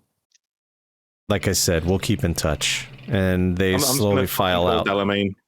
It's like, "Del, get me the fuck out of here and get me to the afterlife, please. I'm done." Very well. I'm not even gonna look at Doc. I'm just gonna fucking walk out. I'm just gonna just walk out. Very well, Like, Theo. I will be arriving in 15 minutes. Thanks, Del. Thanks. I'm just gonna go outside and cool off for a minute. As they drive off, I'm just gonna give them like double down the street. They wave at you with a smile as they leave. Yeah. I make And, a point of not speaking to the doc because I'm like, yeah, that was not cool, dude. Like, you killed that shit for no reason, and then you're bartering with fucking goons. Like, what the hell's going on? Are you saying that, Sam, yeah, or you're if just he's- not talking? I don't know. No, that's his mental thought process, but Okay. he's giving you the cold shoulder right now. We'll talk in the car. We'll We'll talk in Del where no one can hear us. He's soundproofed. Del boy. Stuff. Good old Del boy. And yeah, you have 15 minutes. In that meantime, 15-minute break. yeah, let's take a little break and try to digest the death of Heavyset. Yeah, just one thing. If Heavyset's head is intact enough, after everybody else steps out, I think Flink is gonna go and just kind of close his eyes. There's. All right. I thought you were gonna take his head. If there's Yeah. if there's enough for his head left, she would like kind of just take a moment. Well, You know, they had their differences, but Slink did like Heavyset. there is. It's like half an eyelid. Yeah, the back of his head is completely obliterated because of the exit wound from a sniper rifle shot. Yeah, but she would probably try to like roll him over onto his back and then close his eyes. Yeah, and when you do that, you see that he's just a human being, just like you, and now he's dead. Yeah. And I'm sad about it. Yeah. All right, let's take a bathroom break. We'll be right back. It's been a heavy start, man. It's been a heavy start. Heavy start. When we said goodbye to heavy set, that sucked. That fucking sucked. Sucked so much. Oh my god. Oh, heavy set, heavy set. We'll discuss it later, I'm sure, but like, that was sucked, man. That sucked so much. Yeah. Yeah. Oh my god. Yeah. But there was only one way that was going to end, to be honest. Yeah. That's how you feel. Yeah. He wasn't a good guy either, right?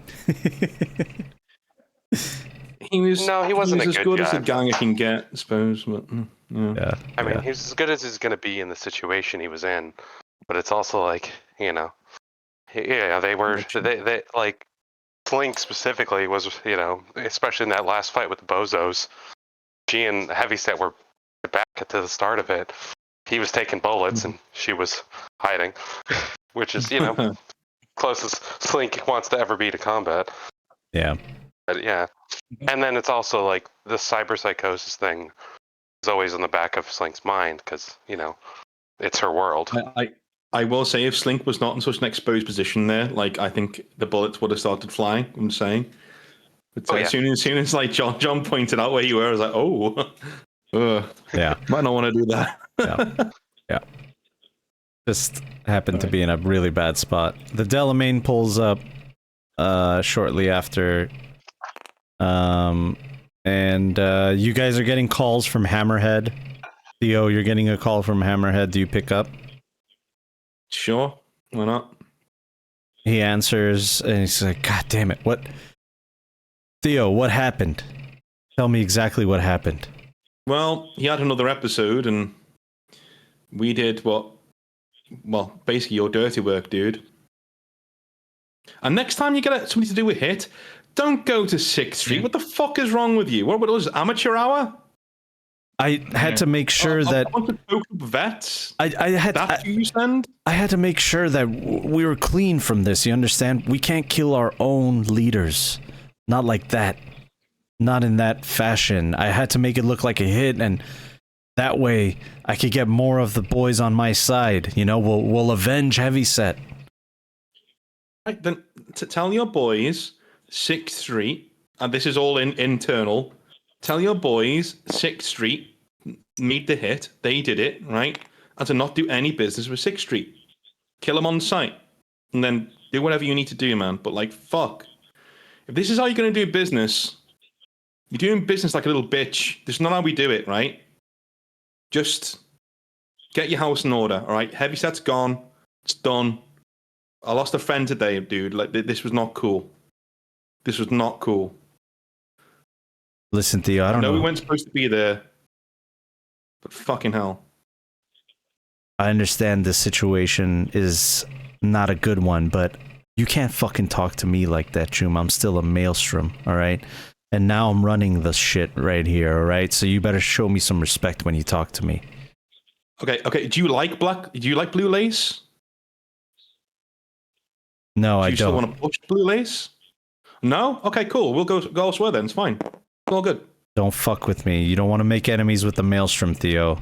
You forget I fought beside you when you brought your best to take on the bozos. You don't fucking scare me, all right? You mean when you led me and a bunch of my friends over to get killed by some dumb clowns? What do we get from it, huh? Some chrome that ended up killing our guy and ruining our gang? Now I understand. You're saying you don't want to do business with the bozos anymore? Yeah, I'm saying I don't want to do business with the bozos, and I'm still thinking about doing business with you. Maybe Blue Lace shouldn't even exist. But on that we are agreed, my friend. You will be surprised to hear. On that we are agreed. Maybe this whole experiment's run its course. Listen, we'll talk tomorrow, okay? And if we still feel the same way, then yeah, maybe we'll just go our separate ways. But right now, I don't want to talk to your ass, Theo. I'm just gonna put the agent down on him. It's like, fucking melodramatic ass. Like, yeah, that'll do. Theo, I'm detecting an emotional response. Says Aura. Is everything okay? I'm just gonna look at her and be like, shouldn't you have gotten you a better body by now? Like, what is this? I'm detecting a slight This is against the- me. Darby, is Theo insulting me? Yeah, I'm probably more insulting me, but I don't understand what he wants. Does he want you to look like some sort of fembot or something? I'm just in a bad mood, Aura. It's been a bad day, all right? Sorry. I apologize. Was Heavyset your friend? Yeah. She'll tilt her head in like a puzzling way, the same way like a dog would. I'm trying to compute the logic. Why would you kill your friend when there are treatments for cyberpsychosis? Think about it this way. Aura, do you know the intelligence you're at now and the experience you have now as a person? Right? I want you to get that in your mind's eye. Can you do that for me? I will attempt to do so. All right. I'll give it like a millisecond because she's an AI. Okay. Now imagine that slowly dimming all the time and you can't reverse it. And you're losing yourself inch by inch by inch. And you're never going to get that back. No matter what therapy can do, you're never going to get that back. You're only ever going to get worse. The best they can do is manage your decline and make you docile, as in pump you full of drugs to keep you numb. Would you want to live like that? I suppose that is Having a taste of life? I suppose that is suboptimal. It certainly is. I will think on this, Theo. Thank you for the insight. No problem. And she just kind of like, just looks off in the distance, computing, going through databases in her mind. Darby, she does this anytime you teach her a life lesson. She starts, the cogs are turning. Yeah. So after you say that, Slink kind of just is looking out the window and puts on just headphones for the ride out. She's just kind of tuning out. I'm gonna knock on the glass and say, "Hey, Del, put on that samurai song I like. Put on Archangel." Yes, sir, Theo. I will put it on immediately. Would you like it at max volume, like before? Does the Pope shit in the woods? I'm not aware whether the Pope shits in the woods or not. Oh, well, yes, I would like it on max volume. Thank you. Very well. And she starts blasting it, and because of how loud the music is, it's not really conducive to having conversations. So all of you get to sit in your thoughts, thinking about what just happened, what just went down, and, out of character, without, this meta knowledge, I kind of want to go around and ask you guys one by one, what do you think about this situation? Doc, where's your character's mind at? His mind's at many different places. On the one hand, he is sort of sad seeing Heavyset dying, but he knows it needed to be done. He's pretty angry at Theo for spying on him for one, wanting to cause a fight when it wasn't necessary. He feels Theo's like messing up quite a bit. He feels also kind of isolated. He feels like he's been on his own for 3 months. No one's really paid attention to him. And now this whole shit with the police is coming down on them. And yeah, he's just lying back. He's blocking out the music completely and letting his mind drift. Yeah, how did you get here, huh? How did this... Things are so good. Things are so good. Darby, what about you? The overall engagement seemed to be a bit of a shitstorm. Like, we couldn't even teach this doctor, and then you've got this unhinged Heavyset that's like blowing a fuse and resulted in like his head spinning. For a person who likes to keep to himself and like the simpler sort of life in these scrapyard and tinkering away, this is just here I am back in this again. But the main thing he has from that sort of entire scenario was like the Doc again, because he's always been on edge with the Doc since he was so elated about Arata getting like put into a grinder with the Maelstrom, and everyone else was like as much as we hated Arata, people didn't take that well, but the Doc seems to be a bit unhinged and just sort of ways of, like dealing with the Sixth Street in that manner just didn't seem, especially with the guy, that bruiser or whatever, popping Shiv in the head like that. It's like, do we really want to be letting these guys go? But yeah, he's probably overall quite concerned with Doc because he's seen him popping random pills and shit like that. So you can see like Doc's not a well guy, so he will probably try and have a one-on-one and try and get to know Doc a bit more and see if that works. But otherwise, he's going to probably keep Doc at arm's length because he seems a bit unhinged at the moment. Yeah, very consistent with, that was like strike one was the grinder, strike two is now what's strike three going to be, Yeah. Yeah, definitely. Yeah. And Slink, what about you? I mean, yeah, like Slink's kind of just thinking on like how they got to this point and like how Heavyset got to that point. Like, they all saw the signs, but Slink was just like, yeah, he'll be fine. It's Heavyset, and then it wasn't. And like she knows Doc's been through the shit. Like, and like she recognizes, that she hasn't been around much of anybody, kind of doing her own thing, but also she is concerned to like how Doc's been sliding, and is probably gonna see talk with Theo and see what they can do to help get Doc a little Doc's head on straight, so to speak. But for right now, and those things are all kind of in the back of her head. Yeah, right now her on the kind of the forefront is just, kind of just she's mourning the Heavyset that she knew before, before the cyberpsychosis. Like she didn't know him that well, that close, but it was still like somebody who stood side by side with her and protected her, even if it may not have been, his goal. It's what happened.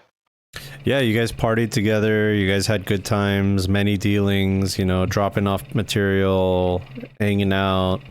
You've had other firefights, Yeah, so it's not just what happened in session. Yeah. It's the first time someone who she spent any real extended time with has died in front of her. Yeah. Yeah. Because like Arata was, was a rat. horrible for different reasons, but there was no love lost. It was just purely business, and like she would never have called Heavyset like a friend, but an ally for sure. Yeah. All right, and Theo, last but not least. I'll kill them all for you, senpai.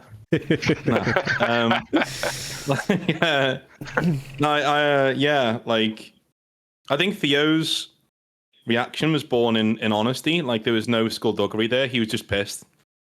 He was just really pissed. So that was the worst time a gang of fucking morons to run in on a guy as arrogant as Theo.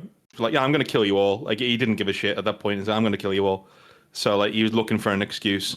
I think with Doc, like he's not pissed off because I think he took it to. He's like, okay, yeah, you didn't know what the guy was going to say to you, the Maelstrom guy. But I do think like him parlaying with these dudes is like he's more upset that they've got this thing set up with Hornet. And now what the fuck are they going to do? Just like go, okay, well, here's 6th Street. I guess you're working with them now. That's not going to, that wasn't his deal to make when we've set this thing up with Hornet and it's all rep on the line. So that's what he's pissed about. He's not really pissed about like, he's upset about Heavyset but like I think in the car ride to Afterlife, he's thinking, no, like I get, I know why I'm upset, and it's not because of Heavyset, even though it is. But that wasn't his deal to make. That we were now gonna have to go to Hornet and plead our case, which I didn't want to have to do. It was all set up nice, and we could have had it nice if we'd just gotten rid of Heavyset, unfortunately, and then got this new guy Hammerhead in there, and then said, "Hey, you're doing business with a nicer guy now who likes Blue Lace." Now I know from my phone call with Hammerhead, he was nothing to do with Blue Lace, and I don't want to do business with 6th Street. They're a bunch of fucking punks. So, like, where does that leave us? So yeah, I'm running over options. I'm being annoyed whilst listening to Archangel, which is currently playing on the stream, so you can all have a lick of that. But there we go. That's what I'm thinking. Yeah, so in the car, everybody's contemplating different things, how they got here, how the last 3 months have gone, how the months before that have gone. And just when you think that you have enough problems to think about, a familiar face gives you a call, Theo. Arata. Who's He's back. He never died. Yeah. No, I'm leaving this fucking call. Cyber if it's Arata. I'm leaving. Cyber Arata. Yeah, You leaving. thought I was dead? I'm AI now, Theo. There's no getting away. Yeah. You see a very familiar name on your agent. It says Hashi Fujisan. Okay. I'll It's a video call. I'll refuse the video and say I'll pick the phone. I'll pick the agent up though internally and say, "Hello, Hashi-san. Yeah, I'm in company right now, so I can't really do video. But what can I help you? What can I help you? I'm sorry. It's been one of them days. I'm sorry, Theo. I can't quite hear you. The music. So can you turn down the music just a little bit? No. What? I did. No. Theo, the music is too Del- loud. I can't. Del, can you turn the music off, please? Yes, Theo, I will do that immediately. And he turns it down. Ah, thank you. Excuse me, I just didn't mean to bother you, Theo. Are you well? Yes. I'm well. It's been a trying day. Let's leave it at that. I understand. Well, I hope to raise your mood. I hope you're thirsty and want a drink. I'd like to invite you as a guest of honor to a very prestigious nightclub so we can discuss where we go from here. We're already going to the afterlife. Yeah. You know what? We're already going to I'm going to say what my friend said. We're already going to Afterlife. What are we meeting there? Like, we're not like. Oh no! I'm gonna look at Darby with like a look of respect. Like that was very quick. Like, I like that. That's cool. That's fine. I'm giving like Are we all hearing this? Yeah, sure. If you He's not it's, hearing it. it's a Why not? video. Yeah, It's yeah, a yeah. video call, and basically you're doing only audio, and Hashi's doing video.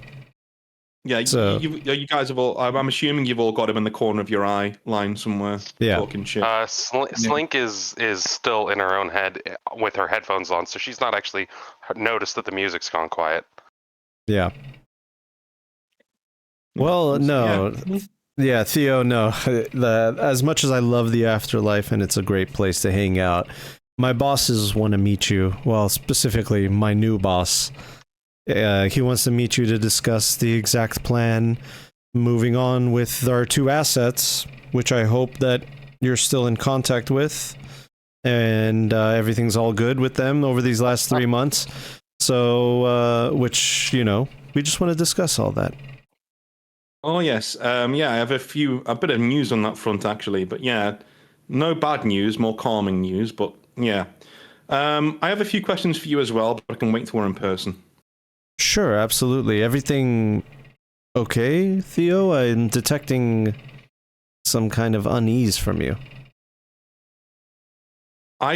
From what I've been hearing about Fuji-san, you'd better be detecting some unease in my voice. Yes, I'd be not a professional if I didn't have some unease in my voice, but I will get answers from you when I can see you face to face. Oh, talking about that. Yeah, listen, things happen, Choom, okay? But it's nothing that we can't take care of. You know, that's what insurance is for. But don't worry about it. Hashi-san? Yes. I'm sure you have my file on record. You know I've worked for Arasaka on levels above your pay grade. I know when smoke's been blown up my backside. Things have not been going well for Fuji-san. I'm more than happy to keep on working with you because you're a pleasant person and you've never let me down in the past. But let's dispense with all of the tomfoolery that you'd give your other mercs. That's not me, and it's not my team, okay? He's kind of taken aback from this sudden, appropriate mood that you're in. But he says, Theo, I do apologize if I caused any issues between us. I was merely just jesting. But I understand, yes, I know all about everything you've done, and I told you I've believed in you since the beginning. And I wouldn't be talking to you if I didn't still believe in you, and I believe that you are an asset for Fuji-san, and we're going to use that tonight, hopefully. I have no doubt in that whatsoever. My only quibble was that you please don't speak to us like another merc on the street. That's not who we are. We've accomplished things for you that are beyond the pale. We put our lives on the line. Let's just talk as equals. Let's do it, and we will meet you wherever you need to meet. And I look forward to seeing you, shaking your hand in person again. Very well. I'll send you the information to your agent. Say hi to everybody for me, and dress nicely, please, if you can. Look who you're talking to. Look who you're talking to. I will see you with bells and whistles on momentarily. And I'd click off the fucking agent because that did piss me off. He was about to say something and you basically hung up on him. How dare he? No. Well, in his defense, you do have Slink and Darby in your group. Well, it's probably more that the brain matter all on his t-shirt. There's also that. I look down and yeah, I forgot about that. Sir, how dare you? They'll change his plans. Thanks, Slink. Thanks for the vote of confidence. The Glen, my apartment, please. Yeah, you get so Delamain complies. We'll send you guys to your apartments, your respective areas, and you get the information for the meeting place. It says 9 p.m. Or sorry, 9 p.m. That's when squares hang out. 11 p.m. at the den. That's when squares hang out. That's fucking dope. Yeah, that's when the club starts to open, dude. You know why they're squares, guys? Because they're not around. John showing his age there to scream. Yeah, I was like, 9 p.m. That's my bedtime. Yeah. We're gonna meet at 9 p.m., dudes. So we'll be back at 10. A good time to sleep and all that. That's my It's been a long time since I've set foot. Guys. It's been a long time since I set foot into a nightclub, guys. So. Yeah, same. God. Same. Yeah, so you get a message with the location and a time, 11 p.m. at the Den. Your name is on the list. The Den is a nickname for the nightclub. If you want to do a general knowledge test, I'll give you guys a +1 if you're nightclub goers. If you're not really a nightclub person, then not a +1. Street like a -2. Streetwise. Yeah, if you think Slink deserves a minus on this. Yeah, if you think that you're not a nightclub person, -1, -2 at least. -2. I'm gonna go with -2 for Slink. 13. So that's 9. That is a +9. Let's see what we get. Oh yeah, that is gonna be a solid 12. Right. Slink's gonna send a message to Theo and be like, hey, I know you said dress nice, so which of my hoodies do you think is better? I'm gonna send her a message back saying, Slink, my darling, you could be wearing one of a American sportsman's old overalls and still look ravishing. You'll be fine. Okay, but which hoodie? He can't turn it off. The pink one. Okay. So- The black or the grey? So Theo, you rolled a 30, you said? 13, not 30. Jesus Christ, dude. Oh, 13? 13, yeah. Okay, so this isn't the kind you've heard of this nightclub, but it's not the kind that you go to. You never set foot in this nightclub. It's a corporate one for sure. That's how you know, because you've never been in there. Your name has never been on the list. Any of you other guys? Streetwise? What is it? We're rolling? Yeah, Streetwise. Streetwise, -1 if you think you don't usually go to nightclubs, -2 if you really think you don't go to nightclubs. Where's Streetwise on here? It's the social. Social, I think, yeah. It's a Social cool stat. Cool. How cool are you? Right, yeah. Yeah, something that I'm going to be very bad at. I'll have a go, just for the shits and giggles. Streetwise is 2. Yeah. -2, so it's just, probably basic roll one. 19 for me. Oh, it's, Okay. yeah, just 6. Doc, I'm going to give you a... 6. Okay, 6 is not enough. With a 19, Doc, I'm going to give you a +1 to make it a 20 because you have a corporate background. Yeah, you've heard of this place. This is definitely one of... It's called... Its full name is the Lion's Den. But they like to call it the Den. You know, it's where a bunch of corporates go to hang out. They love the name because it makes them feel powerful to be there. And... What a bunch of fucking morons. Yeah, Sorry, I just had to say that. they're just It's the most cosplaying. corporate thing I've ever heard in my life. They must work for GW. It must be GW. Hell yeah. Yeah. I'm going to the den tonight, lads. Boys. Yeah. Yeah. Balls out. It's just a place where they can, you know, peacock to each other and pretend like they're important. And if you're not on the list, you're not cool. If you've never been to the Den, then it's kind of a rite of passage for a corporate. So it's very consistent with corporates and wanting to hang out there and you know, make themselves look cool, get a bottle service table and everything. Like, oh my God, you got a table at the Den. Wow. You know, and if for you guys, you'd rather have a stiff drink at the Afterlife than ever go to a place like that, you know? Oh, hell yeah. Yeah. So, but you do know, Doc, that if you don't game mechanic wise, so narratively, you know, you have to be dressed well and well groomed. Mechanic wise, you need to roll at least over a 17 in wardrobe and style, and at least over a 13 in personal grooming to look like you belong. Okay. Dear. So.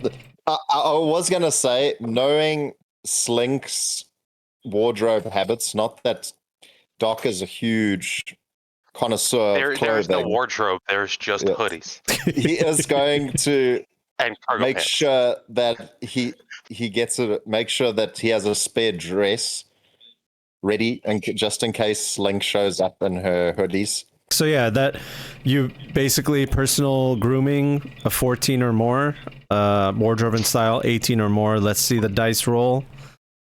Doc, right. you can give them a plus. Doc will give you guys a +1 just because of his knowledge of letting you guys know that, you know, you have to dress nice. If you don't care about dressing nice, then don't worry about this roll at all. If someone tells I'm Slink to fucking dress up dressing and nice. what that means, then Slink will do it. But no one. But since Doc is actually saying something, Doc, then just Slink will put an effort in. yeah. Doc just does call Slink and does say, "You do have a Specifically. dress." Yeah, he says, "You do have a dress, right, Slink?" I don't know what that is. Okay, all right. I'm going to break. Are we on the... No, we're not on team call. Sorry, man. Go on. No.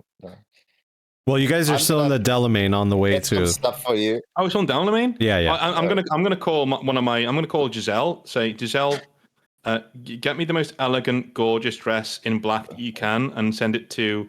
sorry, what are your measurements, Slink? I'm just going to look it up and down and go, and just give the measurements straight away. It's like, 32 C bust. Yeah. I was going to give that all. And, Slink's gonna and feel send a it little to- violated and kind of like tuck. You know, you get to, when people like tuck their legs into the hoodies. That Yeah, just be it's like, fine. no, this is weird. Yeah. It's a little sister thing, man. It's not it wasn't like a leering thing. It was more like a, oh yeah, okay, yeah. And what's your address, Slink? We'll get it there. Would you want to send to my place? Because we're gonna go there Nope, anyway. Slink's gonna give the address. All right, cool. So he'll pass it along. So she'll have a dress. Before you go on board, Giselle will reply, another conquest for you, fine hair. I'm saying no. This is for Slink. Oh, in that case, yeah, I got something nice for her. I like Slink. Thank you. And then, Doc, Everyone likes Slink. what were you gonna say? No, because Theo basically sorted it out, so okay, it doesn't matter. Okay. I was like looking at wardrobing and style, and I'm like, man, my wardrobing and style is a lot better than I thought it would be. And then I realized I was looking at Theo's character sheet for some reason. Yep, it's not a dump. It's not a dump skill. All right, this is. Yeah. Some people never use it in their games, but I use it in mine. Yeah. Oh dear. Yep. All right. Well, Sorry for Doc for doing that. I just thought it would it'd be something Theo would know how to do. It's probably something Theo would do if he heard the conversation. Yeah, exactly. Yeah. So did you guys? This happened later. Yeah. Did you guys beat the rolls, 17s and 18s anywhere? Are we personal grooming? Personal grooming and wardrobe and style. Can't pass it. Okay. So I'll roll it if you want. 16, I rolled a 2 and I used 4 luck even, so my wardrobe and style is not so great. 16. That's a 12 plus 10. Why am I doing that? So I roll again. Okay. 26 plus 10. Oh. That is 26. 36 plus.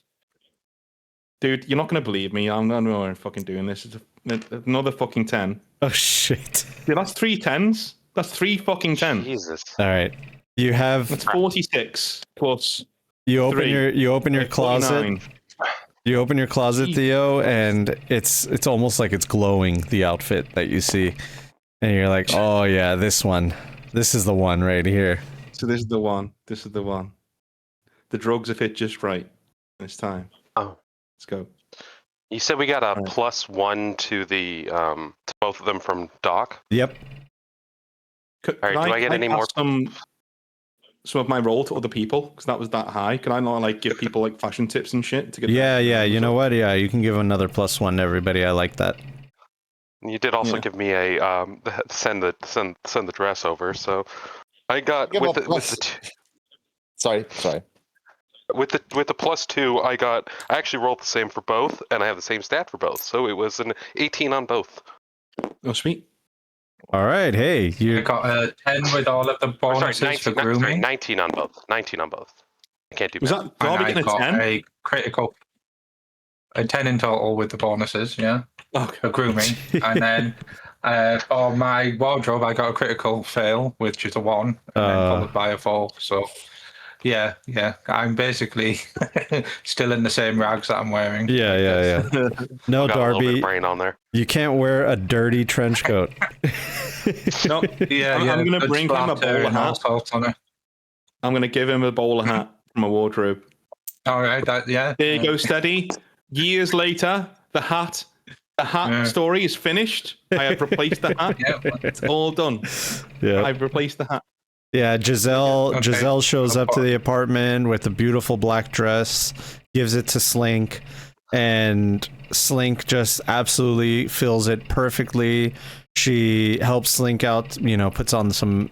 Does Slink wear makeup?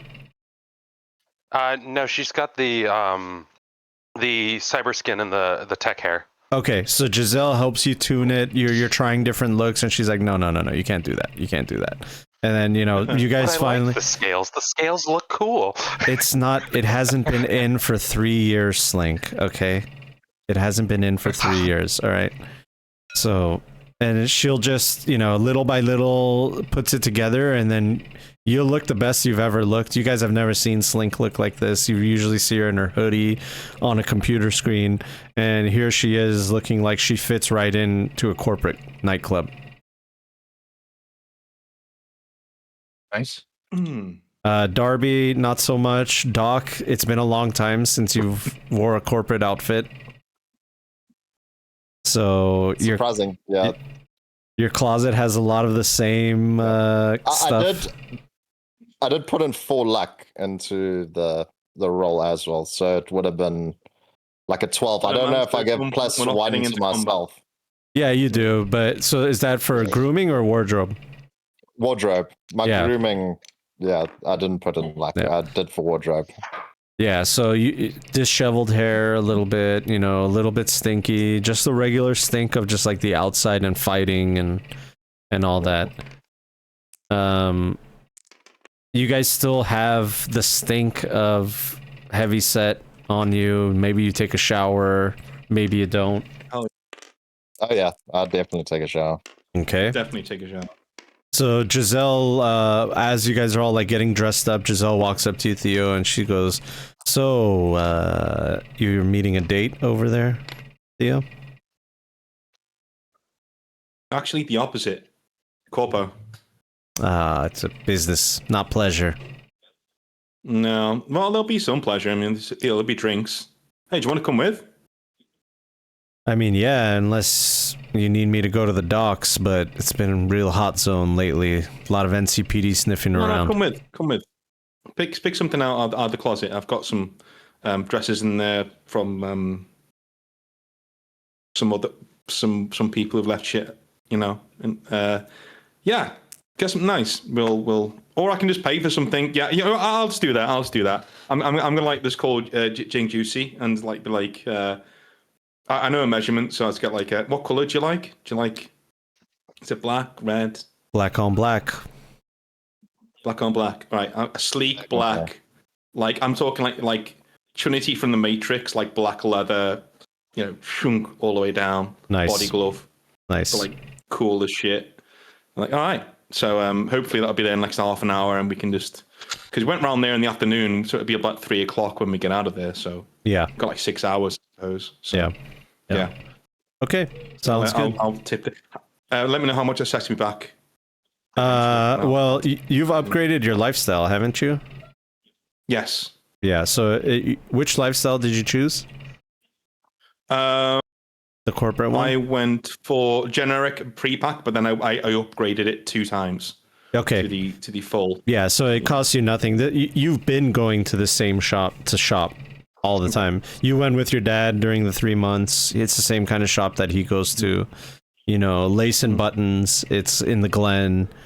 It's very expensive. They shut down the store just so you guys could shop.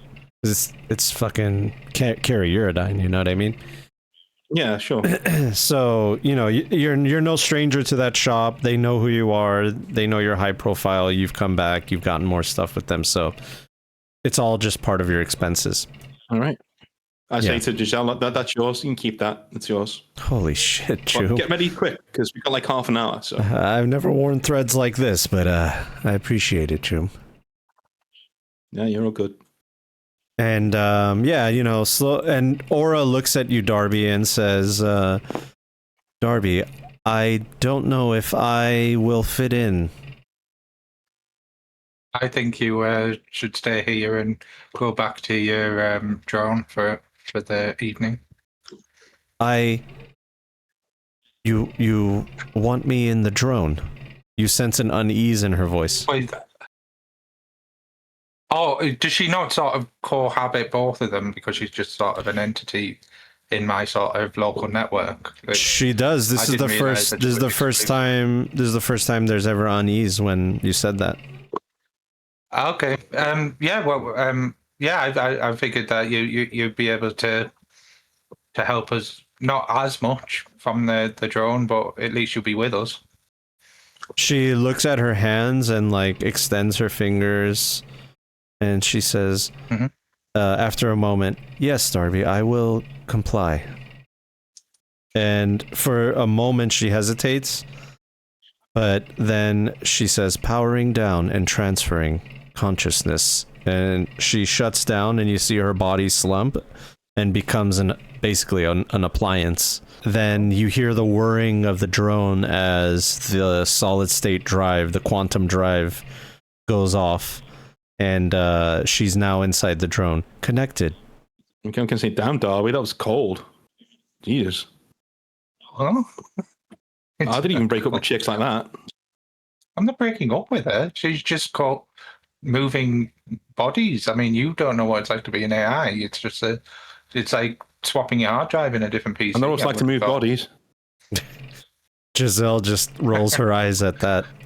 All right. Anyway, let's get going before you guys are going to have to cover for me so bad because I don't know what the hell I'm doing in terms of my dress sense.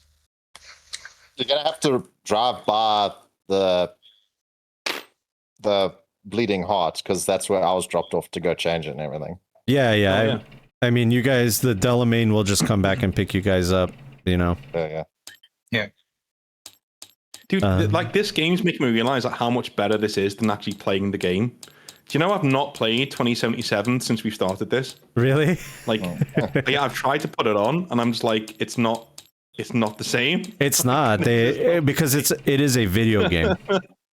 Yeah, like they did they made a good job. They did a good job making a cool video game, but it's not the same as the agency you get when you're playing a tabletop. Well, you make it, John. You make it. Like I was about to say, our worst GM, it would be like playing a video game, but this is not like playing a video game. I appreciate that, man. That means a lot to me from you guys. I'm having a blast too. 100%. 100%. Oh shit! Yeah, here we go. Wait a minute. Nice. I'll have to work on this. It didn't load up everything, but that's fine. It's okay. Theater of the mind, dude. It's all good. Yeah, it's all good. Most of it is here. All right, so your Delamain, and that's really important. Your Delamain vroom vrooms just in front of the nightclub right here. This is the front of the nightclub, and you see a giant line of people, all dressed to the nines, beautifully dressed. I mean, you're seeing people chromed out in all golden chrome. Some of them are silver chrome. You're seeing purple mohawks that are iridescent and floating on top of their heads instead of just being on their heads.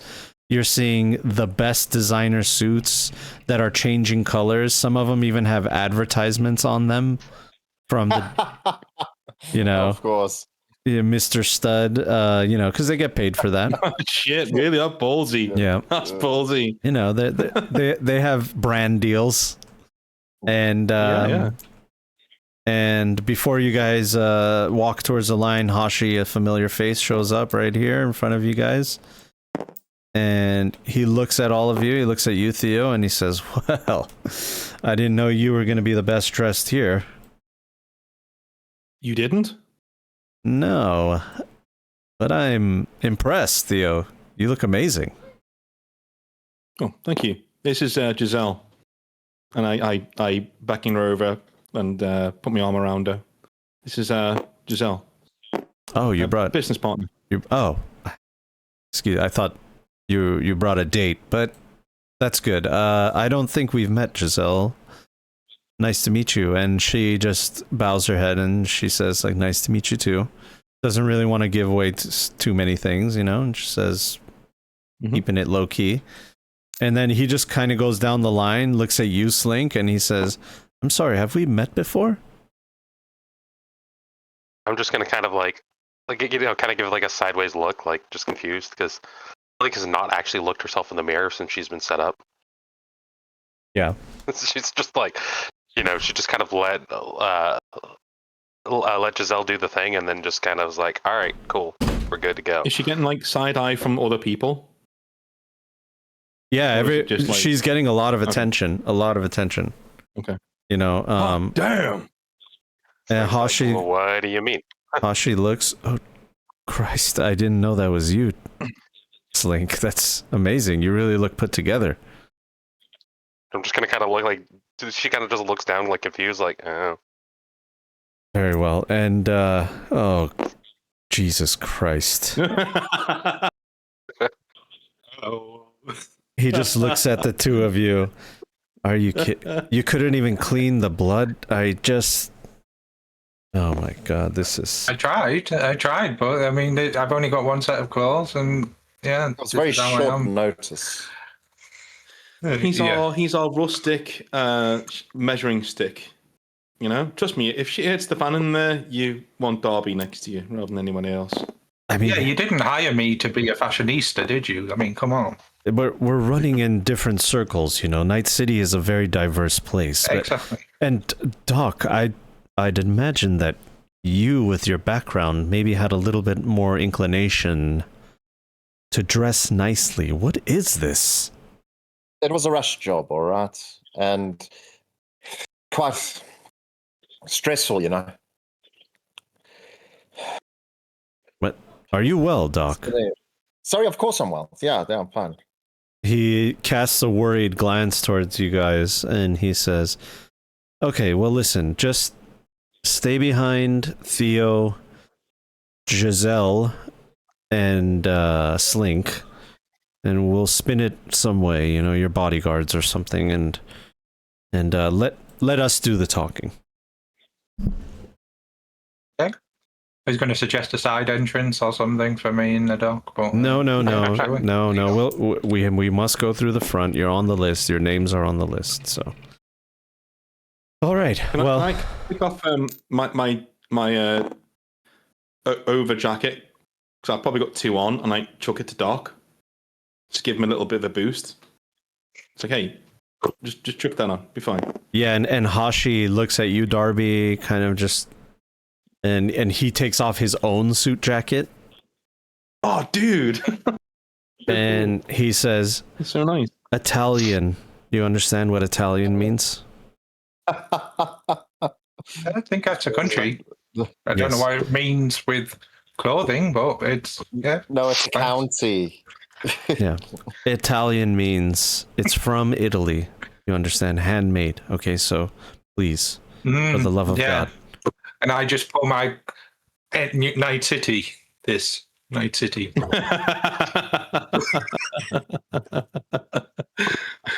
Okay.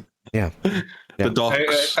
And I just like I like jab Theo and say, like, is this how fashionable people talk to each other? Like they say where their clothes are from? I just shrug and go, how the fuck should I know? This is all in my bloodline, man. I don't know. He's telling me it's Italian. I don't know why I need to know it's Italian. I mean, it's... Just put it on, okay? And he looks at all of you. Have you stowed away your weapons? You know, you can't just walk in with chrome.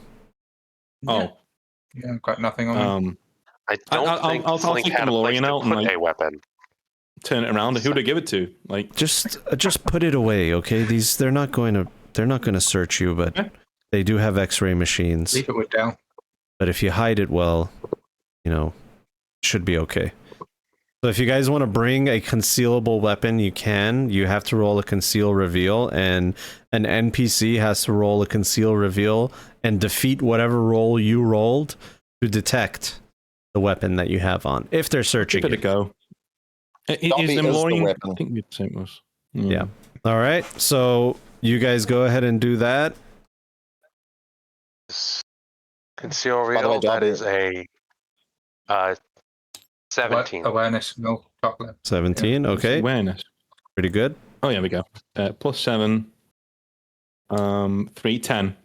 Conceal 10. Okay. All right, Darby. You are the weapon. Yeah. I mean, I've got a vibro knife, so, but I'll do it just in case. Okay. That's a D12, wasn't it? Yeah, I didn't bring the No, katana. D100. I just brought the Malora. Sorry, wait a second. It's conceal reveal is a skill. 9. Yeah. Well, would you roll 9? It's in the awareness, second skill from the top. Yeah, so 18 total, sorry. 18, okay. Doc? And these guns. Doc's not going to hide anything, but he does grab, but I do grab Darby on his shoulder and I pull him and I'm like, Darby, I forgot something. I left my oxygen tank back at the clinic. We got to go back. Oxygen tank? A small oxygen tank. I had it with me when we were with the Maelstrom guys. The small oxygen tank is a breather. Why do you need an oxygen? It helps. Is this news to me? Yes. You did see it. You'll be all right, dude. We'll be all right. And he's like kind of confused why you need an oxygen tank all of a sudden. You know, it's just the lights are very bright, I'm sure, in there. Or do you want to do a vitals check on Doc? I say that internally. What if there are cops in there? He has elevated stress levels. Do you have any sedatives or anything to calm you down, Doc? Like, I got my we'll be all right pills, when but we're in there. I'm only allowed to take them in 20 minutes time. Yeah, well, we'll get you a stiff drink in there and you'll be good as gold. Okay. All right, Hashi looks at all of you and he says, all right, stick with me, have a good time, have some drinks, don't cause any trouble, and we're all gonna walk out here in a better place. We'll walk out of here in a better place, Theo. A better place than we are right now. Is that like a threat? Like, am I supposed to... Right. It's not a threat, it's words of encouragement, all right? We're starting a new deal with my Why would you bosses. say that when we're randomly waiting to get into a club? Like, that's such a weird thing to say. Okay, just forget what I said, okay? There's no threats happening, okay? You're walking into a nightclub. Just follow my lead, okay? And Hashi begins starting... My jacket that he's given me, Italian. Yes, Italian, yes. And he starts walking towards the front of the nightclub, and that's where we're gonna end our session for today, Chooms, right before we walk into the den. Hell yeah. Good All stuff. right. Rest in peace, Heavyset. Oh my god. R.I.P. Rest in peace. Poor guy. Jesus, dude. No, yeah. All right, Chooms. Oh. We're back, season 2, baby. That was Episode great. 1 in the books. Dude, like that is one hell of a way to start a campaign of anything. Yep. That is one hell of a way. It is What one did you hell. expect? Yep. It's 2087, baby. What It's do you expect? 2087, baby. It's 2087. That's exactly right. This ain't no D&D. This ain't your mama's No, D&D. this ain't your Yeah, mama's that ain't your D&D, mama's dude. This ain't your mama's D&D. Yeah. All right, guys. Yeah, man. Yeah. GG. Thank you all for watching. Thank you, everybody in chat. And please support North. Support me. Thank you. You guys know how to do all that. And we'll see you guys for the next episode of Season 2. Thank you. Thank you to the players, and Thanks, John, especially David and John for getting up so early in the morning to do this. So, Yeah, it's a pleasure, dude. It's a pleasure, Happy guys. to be here. I'll All see right, you on the guys. call, but I'm going to end the stream now. All right, boys. 7, everyone. Bye, guys. GG. Bye. Have a good one. See ya.